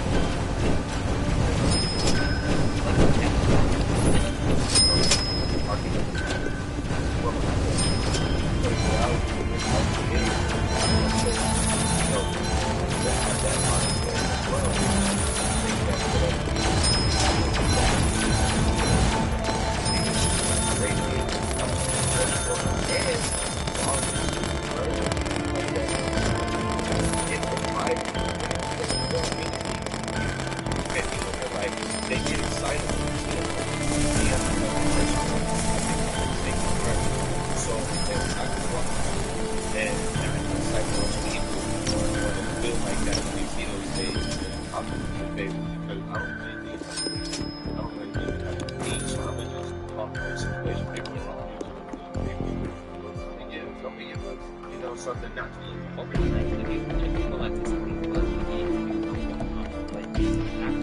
Of rappers losing their lives over their jewels. After PNP Rock was tragically gunned down for his chain, 50 Cent reflected on the danger of being in the wrong place at the wrong time while wearing something of value. As a result, he advises younger artists to heed the warning that such a terrible story provided. It's the same thing with PNP. Is that he don't know exactly where he at. big. It's not okay to be in that there with. A lot of times you watch the young boys because they'll go, "Don't wear your jewelry," and they'll go, "Nah, I wear mine everywhere I go." Like there's not another version of them. Like there's not another guy that's just, especially exactly like you. You just don't have a suit. When you feel like you're gonna get busy if you touch it, he feel like I'm gonna get busy to get it. It's the same energy, bro. Like and you go and it's when you run it. Okay. Nobody move! Listen up! I want everybody on the floor! I want your palms flat on the ground! Let me see you again! Right down, Frank! Hey, why don't you watch what you're doing, man? I'm sorry, Bernie, it was an accident! Hey! What the hell are you doing? It cost me $190 to refill this goddamn prescription. It cost you $190. I want you to know that came out of my disability check. You can hold that over my head now. I see how it works now. It's tit for tat. No. It's only tit for tat. When tat actually does something for tit. You're one ungrateful asshole. You know that? Long asshole.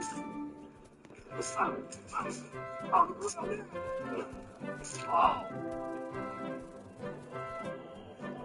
These nuts. Nobody move! Listen up! Run it to yourself. We have to ask them, baby, when you see them have that. Your penance there doesn't work on me. I have no soul to burn. It's can't take for 2 weeks. Surprise. Bring it to me in San Francisco. And maybe I'll spare your girl's life. This is the contract of San Francisco. All of you, look to me!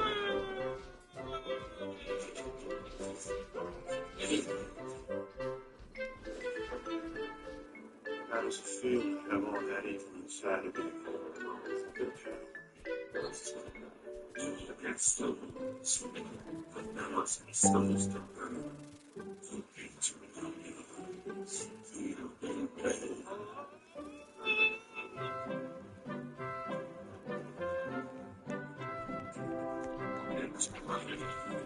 Your penance there doesn't work. Can y'all stop copying all my goddamn shorts, you slimy little cockroaches? I'm out here grinding every damn day. Scripting, editing, hunting down sound effects, matching songs, syncing captions, putting my whole soul into these videos. And y'all out here like Control-C, Control-V, brain-dead keyboard pirates, looting content like it's the high seas. No shame. Zero originality. Make your own damn video, you scallywag. Be weird. Be chaotic. Be creative. But stop being a copy-paste NPC. And if I see one more YouTube age restriction short, with my exact audio, word for word, getting more views than mine, I'm pulling up like... If copying was an Olympic sport, y'all would have a gold medal and a sponsorship with Band-Aids. From all the knees you scrape crawling through my content. And the worst part? People in my comments saying, stop stealing audios. Bro, that is my audio. Stop stealing my vibe, you land lovers. Go take sounds from TikTok, Instagram, Vine, the back rooms, anywhere but me. Meanwhile, I'm just sitting here, watching y'all get subs off my scripts with your Walmart gameplay and bootleg AI voices like, start making something original before you become the subject of my next rant. Scare hee is in out. Can y'all stop copying all my goddamn shorts, you slimy little cockroaches? I'm out here grinding every damn day. Scripting. Why are kids these days built like mini GTA characters? So I go to the park to eat up with a friend. You know,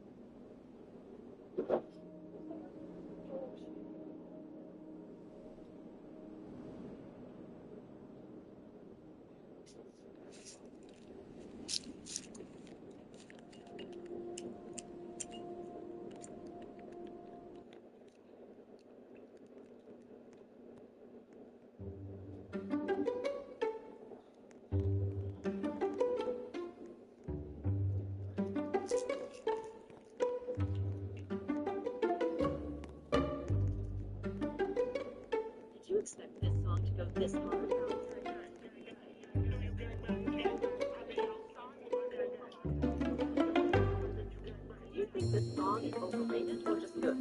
Did you expect this song to go this hard?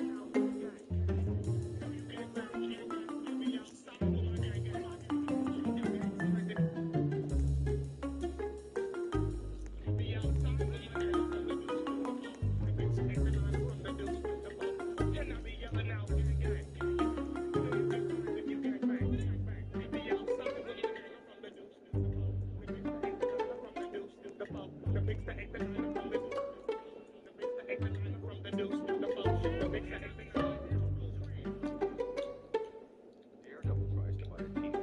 She-Hulk suddenly walks in and reminds him that he's running blind. So why would he buy a TV? She forces him to eat and orders a bunch of food, shoving Mike down his throat. During the meals, Jen reveals to Matt that someone is trying to dig dirt using nipples. Matt's using. He tries to ask her for more details, but she interrupts him. Matt tries the noodles and claims they're the best he's ever had, leading both of them to ditch the utensils and eat their faces in the bowls. After finishing countless bowls, Matt tries to get more information, but she tells him she'll tell him. So they reach the gelato shop, only to find a police barricade blocking them from entering. One of the cooks recognizes She-Hulk and asks her for help, but this badass crashes out and yells that she's heroes. Matt realizes she's possessed by the devil of blood, so he suits up and does his unnecessary moves. He fights She-Hulk, but realizes he's slow and slow because he ate the caloric equivalent of queso.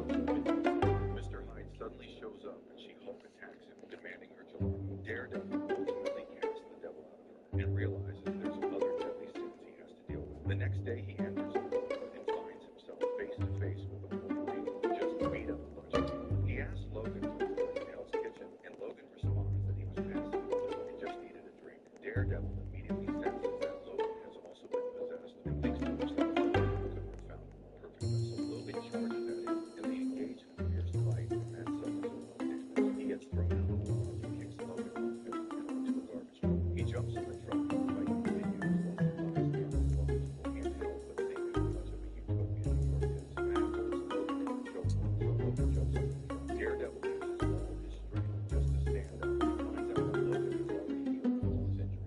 Suddenly, Logan reveals that he isn't possessed by wrath, but by lust. As they fight, Daredevil realizes that he only was a wrath. He grabs Logan and jumps into the ocean, knowing that Logan's heavy ass body will drag them to the bottom. Matt manages to cleanse Wolverine, and they both go back to the surface. Later, they go back to the bar, and Matt patches himself up while sharing a drink with Logan. Daredevil tries to buy a TV.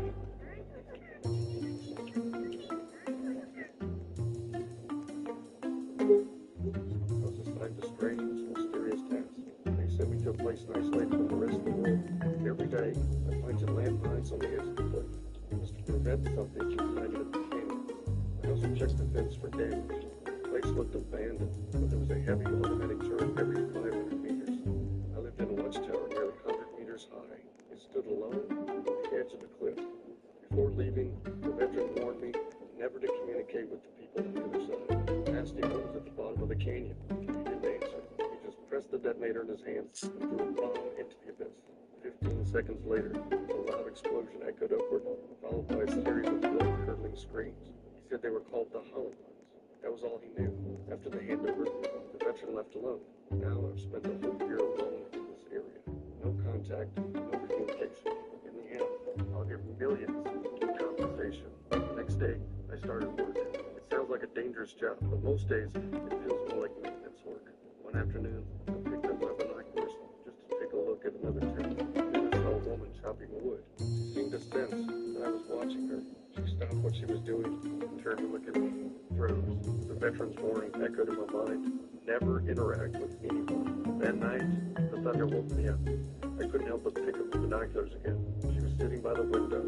She noticed that I was watching her and blew out the candle. 3 months passed. I was standing at the entrance of the tower, lost in thought. Suddenly, a gunshot rang out. She fired a shot into the sky. The sound broke the silence. She held up a sign. "What's your name?" The old rule made my heart skip a beat again. I picked up a piece of wood and wrote, "No communication." Then she held up another sign telling me her name was Ross. It was her birthday that day.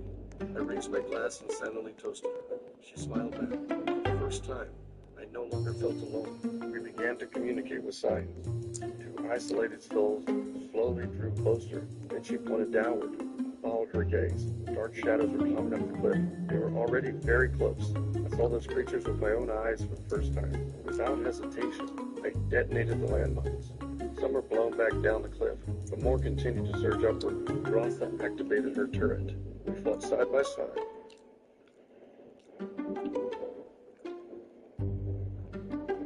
That night, we drove them all back into the canyon, 2 watchtowers. A shared battle. I was assigned a strange, mysterious task. They sent me to a place isolated from...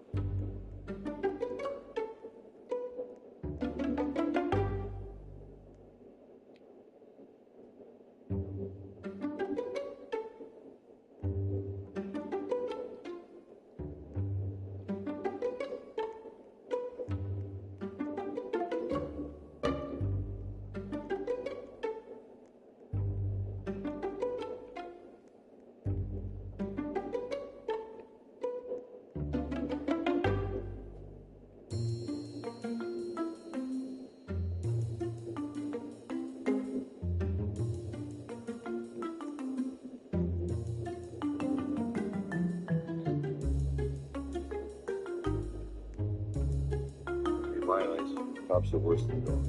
They are practically suicidal, daring to pull it over like that. Take your fucking hand out from under your jacket. My hand is wrapped around a fucking 357 Magnum with 158 grain hollow points and a leave a hole you can put your fucking fist through. I bet these 2 useless idiots were sent by the biker gang boss. Ever since their hideout got raided by the Bureau, that gang's become nothing but rats scurrying through the streets. They must have reached out to their dirty cop friends again, getting them to find some excuse to throw me in jail so the boss can finish me off himself. Arrest Aunt Freddy, get him into a jail cell, somewhere I can get him. Arrest him for what? You're a corrupt fucking cop. Think of something. Sure enough, it didn't take long before those crooked cops stopped me. My driver, who'd been messed with by them before, was terrified. I calmed him down and told him to watch the show. Where it was clear, I stepped out of the car, hand tucked inside my jacket like I was packing me. When they dared to act tough, I'd blow a hole right through them. Then I started cursing them out. Sheer intensity had those 2 cowards stumbling backward. Soon enough, they sped off. I've spent my whole life in the underworld. Taking care of 2 dirty cops was child's play. Of course, those 2 failed their mission. They got chewed out. Incompetence, piece of shit. Okay, look at you. I'm sorry. Fuck.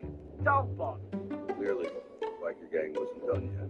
That same night, my girlfriend told me they'd been officially declared wanted. Just then, the gang struck again, ambushing us.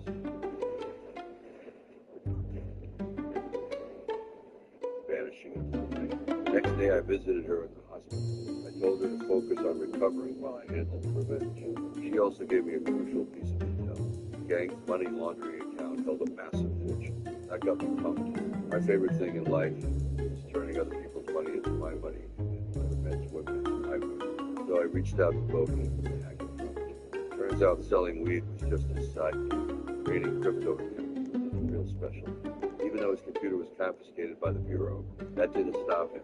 Using a Trojan, he remotely infected their systems and cleaned out the biker gang's accounts in no time. Holy shit. This motherfucker really does have money. Should I say, did.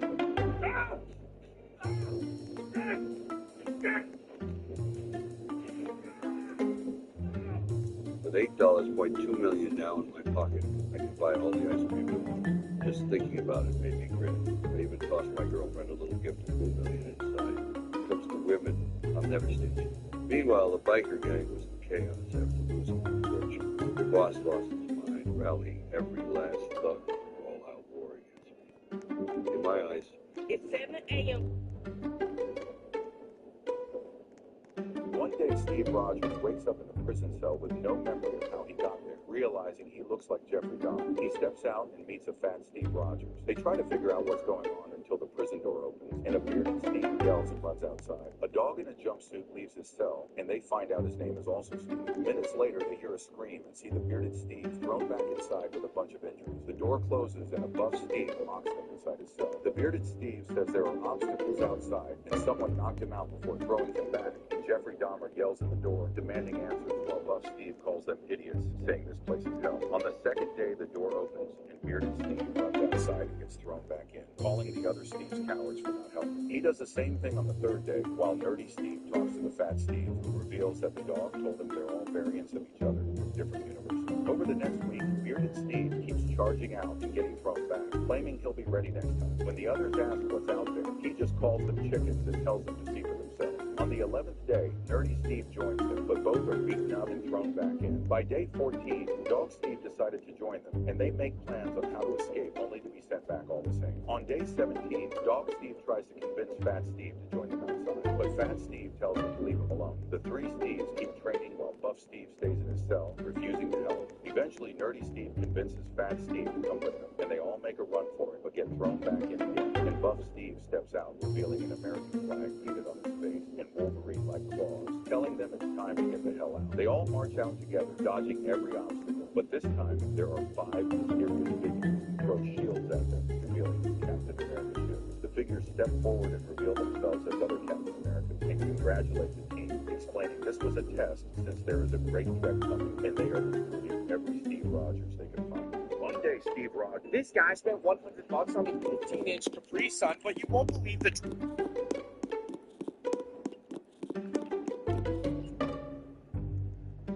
This guy spent $100 on a 15-inch Capri Sun, but you won't believe the trick he discovered at the end. You guys, I didn't think this was real, but I've finally got the 15-inch Capri Sun. It took a bunch of searching to find this thing at potentially $107, but looking at this thing, I think it's all worth it. I personally used to love just chewing on these straws when I was done with the drink, but I'm pretty sure it works the same way as a normal Capri Sun. This long straw goes all the way in right there. I used to finish one of the Capri Suns on literally one gulp, guys. You could squeeze it all into your mouth. Funny thing is, the amount of juice in here is actually, I feel like the amount of juice that a Capri Sun should normally have, is it's actually refillable. Look, you can open up the back here, and just like that, guys, you're back to a full Capri Sun. Ready to enjoy. Don't click the sound. This guy spent $100 on a 15-inch Capri Sun, but you won't believe the trick he discovered at the end. You guys, I didn't think this was real, but I've finally got the 15-inch Capri Sun. It took a bunch of searching to find this thing at potentially $107.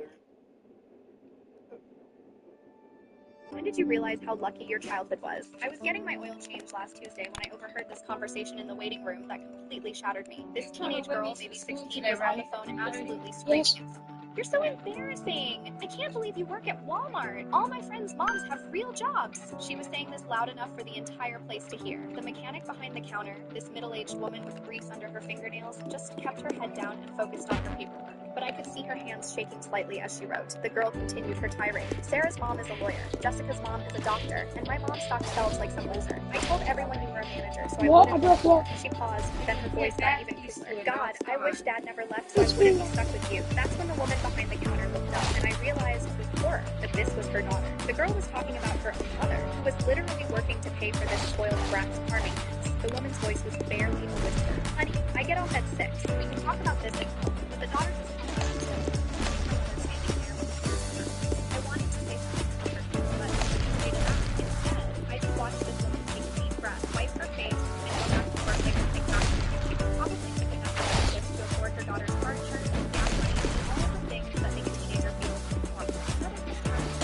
Complaining about a scratched bumper, demanding a discount. This woman, still raw from this verbal assault, just nodded and said she'd see what she could do. She was getting attacked from every angle, but she kept serving people with a smile. That's when I was suddenly 15 again, standing in our tiny apartment kitchen. My mom had just gotten home from her shift at the grocery store, still wearing her uniform and name tag. I was complaining about how embarrassing it was that she worked there, how my friends' parents had better jobs. Why can't you talk to me? I'd whine. It's so weird when my friends keep bagging groceries. Can't you at least take off your name tag before picking me up from school? I remember saying her face out. She returned 2 bags of groceries. The one she got, her employees had to meet us. She set them down slowly and said, sorry, sweetheart. I know it's not fancy, but it's honest work, and it puts food on our table. At the time, I just rolled my eyes and went to my room. I never thought about how she'd probably been on her feet for 8 hours dealing with rude customers, then came home to deal with her rude son.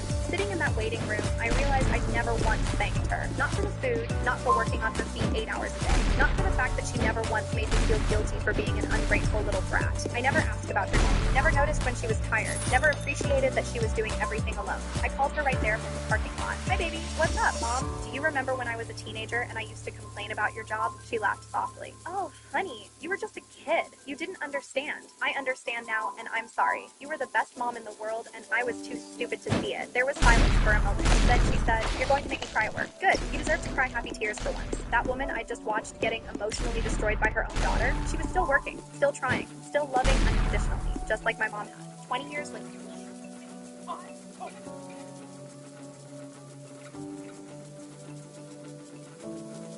Coming finals, Roblox Squid Game Part 2. In the previous video, I completed every task for the week, so I had to speedrun this. In red light, green light, I was waiting until someone attempted to listen. He is asking for death by messaging. So I threatened to get my bro. After the first game, I took my picture, then a fan did. Just like how Thanos' fans wanted to take a picture. Hey! Oh. Dalgona was a piece of cake, but Thanos was afraid to never lose. Then, my aunt, along with his friend, ganged up on me after I finished Dalgona. After Dalgona, I wielded the weapon that sealed Thanos' fate in order to seal my enemy's fate. Then, it was lights out. I knew who my target was. I sent Namsu on the blonde while I had my sights on Star. After cooking my off like the pro I am, retreated to heal himself, but he still got pushed by me. Then, I saw him in a pathetic state. I did not waste this opportunity and knocked him out. After, Namsu and I targeted his friend for the rest of Lights Out. But we were unable to defeat the vote I voted over because it was hide and seek, and I was a hider, so I can't get a room for the game ended. In Glass Bridge, I waited for other people to go first. His strategy worked until the last pair of glass stones. He said that it wasn't good, but eventually he lost his patience. I made it out to the risks. There was another vote. As Thanos, I voted O, because O gained the vote. In Mingle, a Thanos fan wanted to team with me, so I agreed. Then I pushed my arm, but I accidentally pushed my teammate too, just like Thanos, kicking out his biggest fan.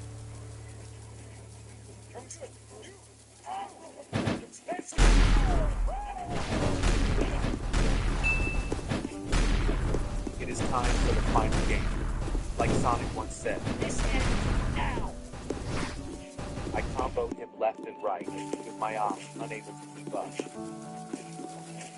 I dealt the final blow, so the games declare me as the winner. I completed every task. But wait, the first one is still in. The most likely side will say, and I will do the next video. Becoming Thanos in Roblox Squid Game Part 2. In the previous video, I completed every task, so I had to speedrun this. In red light, green light, I was making it through until someone attempted to listen. He is asking for death by death. But I need to. It's not great stuff on university.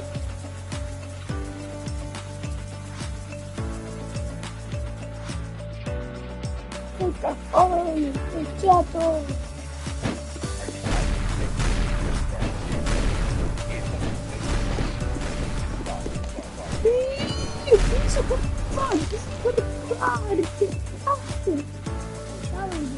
About popular artists like Jacob Zuma and Sergio Rashida having to cancel concerts is a threat from the cartel. But this is not the first time that cartels have threatened musicians, nor is it the extent to which the cartels are involved in the music industry. Cartels have been behind the rise of many artists. They've paid artists to write propaganda for them. They've laundered money through artists, and they've even murdered many successful musicians. So join me today as we look into the cartel's deadly grip on the music industry. But first,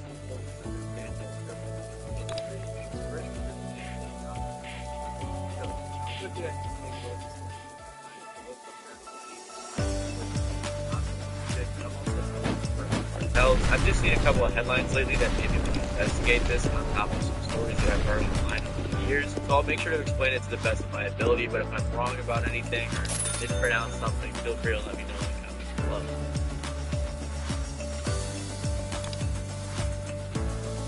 So narco-corridos, also known as corridos tumbados, is a subgenre of the regional Mexican genre of corridos. Corridos are narrative ballads, though storytelling. So narco-corridos are just drug ballads. Originally, corridos focused on heroic tales of bandits and outlaws. They eventually began mythologizing the drug traffickers who were rapidly gaining influence across the country. Corridos themselves have been around for a very long time, but narco-corridos in particular have been around since the 1930s. Some people have compared narco-corridos to gangster rap, and NPR said they're like journalism put to song, telling stories of drug lords, arrests, shootouts, daring operations, and betrayals.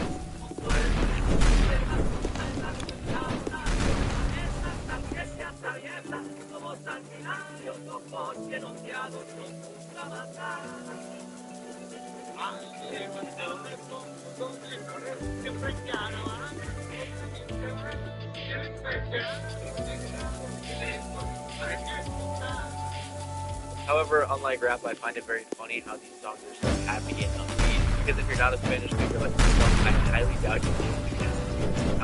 Anyways, similarly to gangster rap, these songs have been very controversial. Many radio stations and government officials have attempted to ban the songs themselves and performances of the song.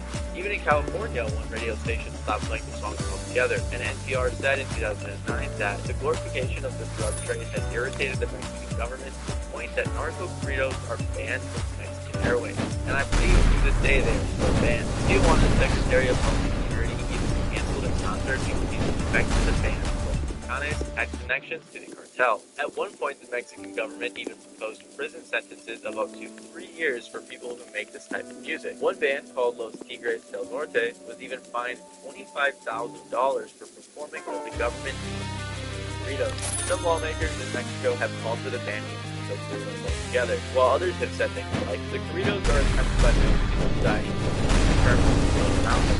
Drug violence is a big part of the world. You cannot blame people for drug violence. Drug violence is the corridos. The more I learn about narco-corridos, I can't help but compare the genres. That's because similar to narco-corridos, rap has had a lot of controversy and criticism, with people previously trying to ban the genre or certain songs, and the artists saying that they are just talking about the world around them. But unfortunately, the biggest issue with the genre of narco-corridos is real.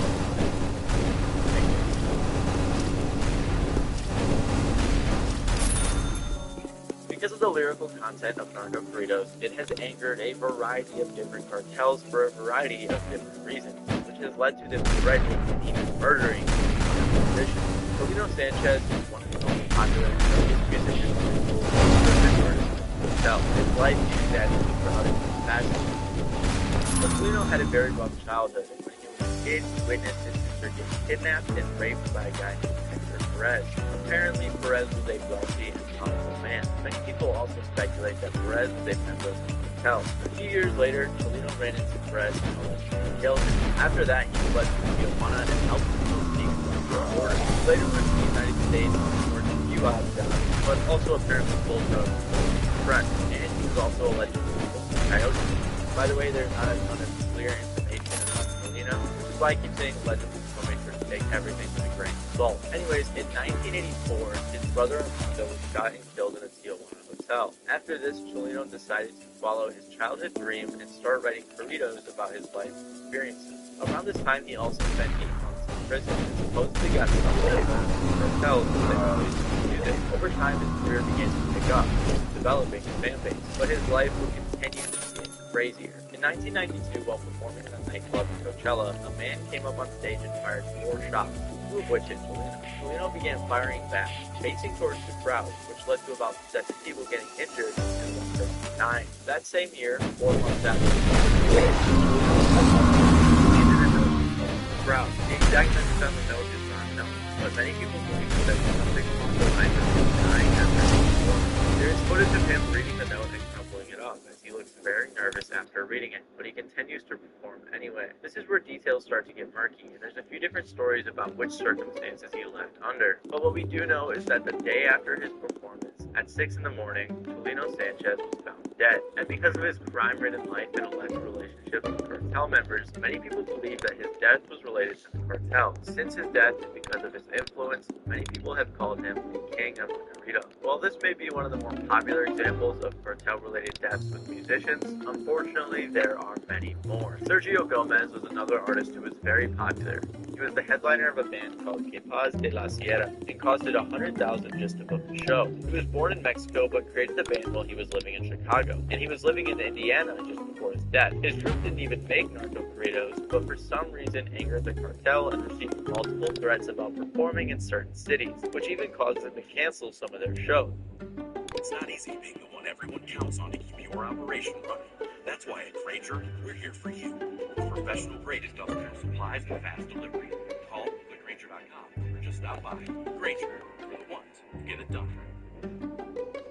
Some of their shows. But in 2007, after performing in Morelia, him and two promoters left the venue and were intercepted by multiple fans. They were kidnapped and the two promoters were freed. But Gomez was found the next day dead. He was tortured, strangled, and burned before being dropped off on the outskirts of Morelia. Following this, multiple bands began canceling concerts and tours because they were scared of facing the same fate. Part of the reason so many artists canceled concerts and tours is because from 2006 to 2008, over a dozen popular Mexican musicians were killed, including Sergio Gomez. Another popular artist who fell victim to the brutal cartels was Valentin Elizalde. He was killed on November 25th of 2006. Yes. After a concert when he was only 27 years old. I'm right here. You don't gotta yell. The song Amigos Enemigos, which has lyrics that some people interpret to be comments about the Los Zetas cartel. The Los Zetas cartel is another very powerful cartel. The person who was arrested and accused of killing Valentin was also a member of the Los Zetas. I've also seen people attribute his death to the Gulf cartel. Tons of other artists and multiple members of different bands have also fallen victim to the ruthless cartels. A lot of the time there aren't arrests made for the people committing these murders, so it's hard to confirm that all of these musicians were killed by the cartels. Some people have argued that they haven't, but seeing as how many of them wrote narco corridos and a lot of the deaths were pretty brutal, many think it was the doing of the cartels. It even got to the point that some listeners were afraid to buy CDs with narco corrido songs because they didn't want to favor one cartel over another. Crystal is always and cartels will do music industry is launder money to artists. Apparently, it's common in Mexico, South America, and parts of the southern United States to see a lot of new, unknown artists with no previous career pop up on the radio. According to Wikipedia, these music groups and singers start to appear consistently on radio, television, and public broadcasts with a strong promotion of concerts. This happens for a fixed amount of time, and in the same sudden way they appear, they stop their promotion and disappear from the music scene. Now, normally, a lot of people think Wikipedia is a good source.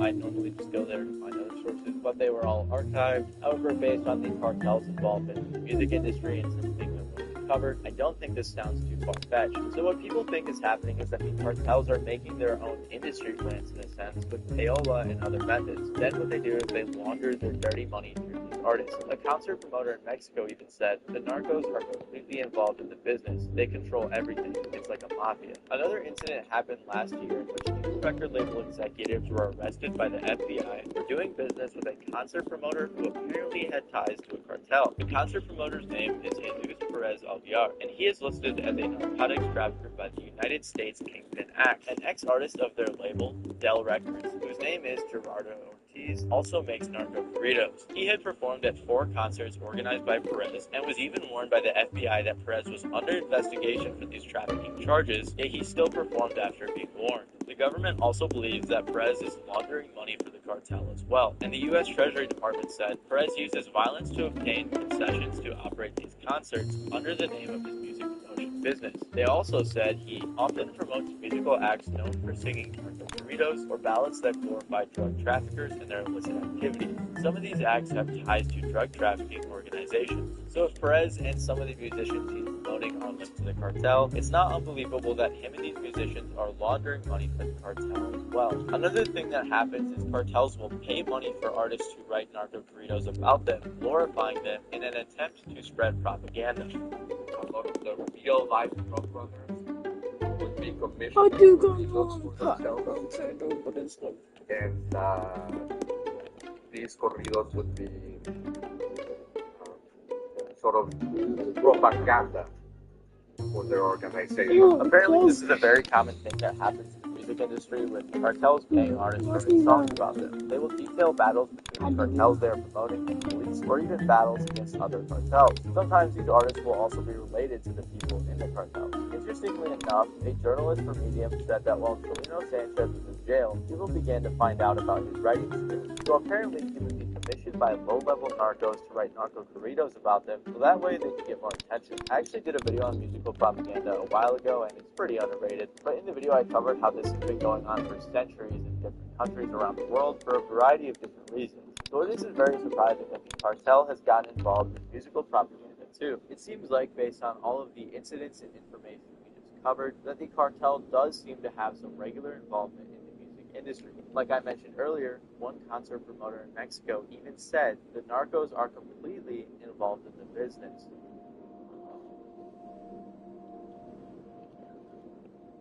Well, Peso Pluma is one of the artists who has been affected by the cartel recently. Like I said, he recently made headlines after receiving death threats from a drug cartel, which led to him canceling his concert in Tijuana. There were 4 large banners throughout Tijuana that appeared September 12th, which read,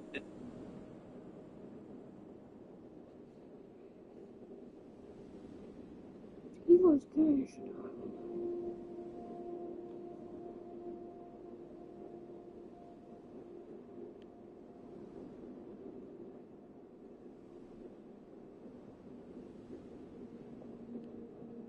He was good. I'll put it on my deck, you know what I'm saying?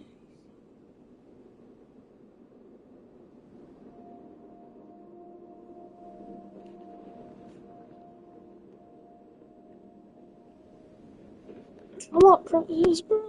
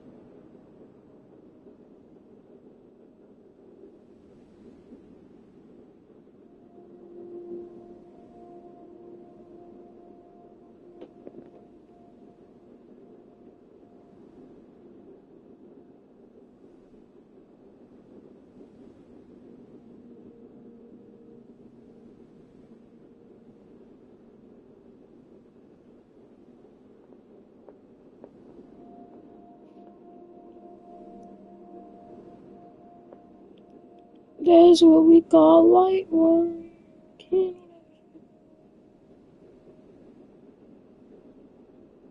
That's what we call light work. And that's how we handle that shit.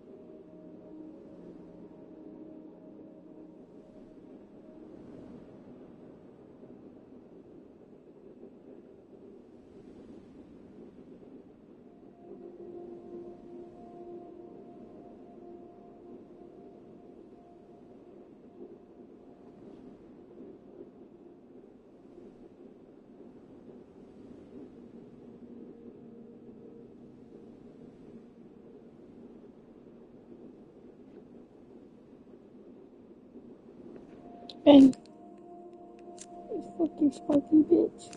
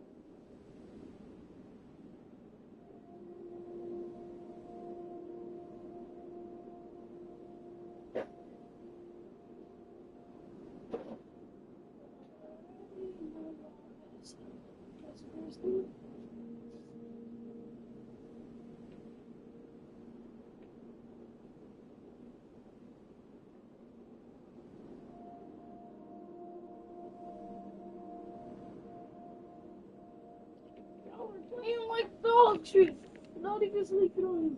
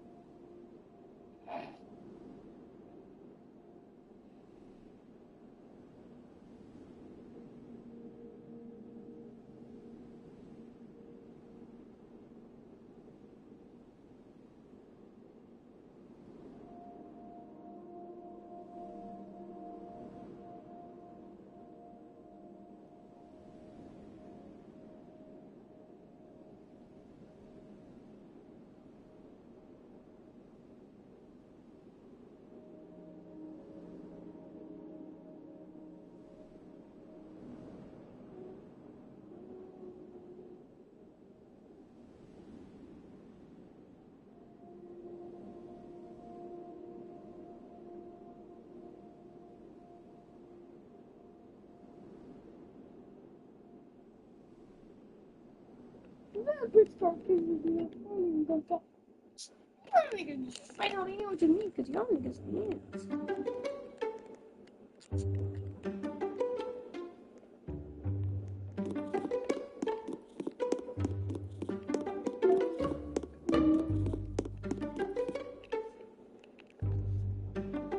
Y'all get spooky tangent. I'm not princess.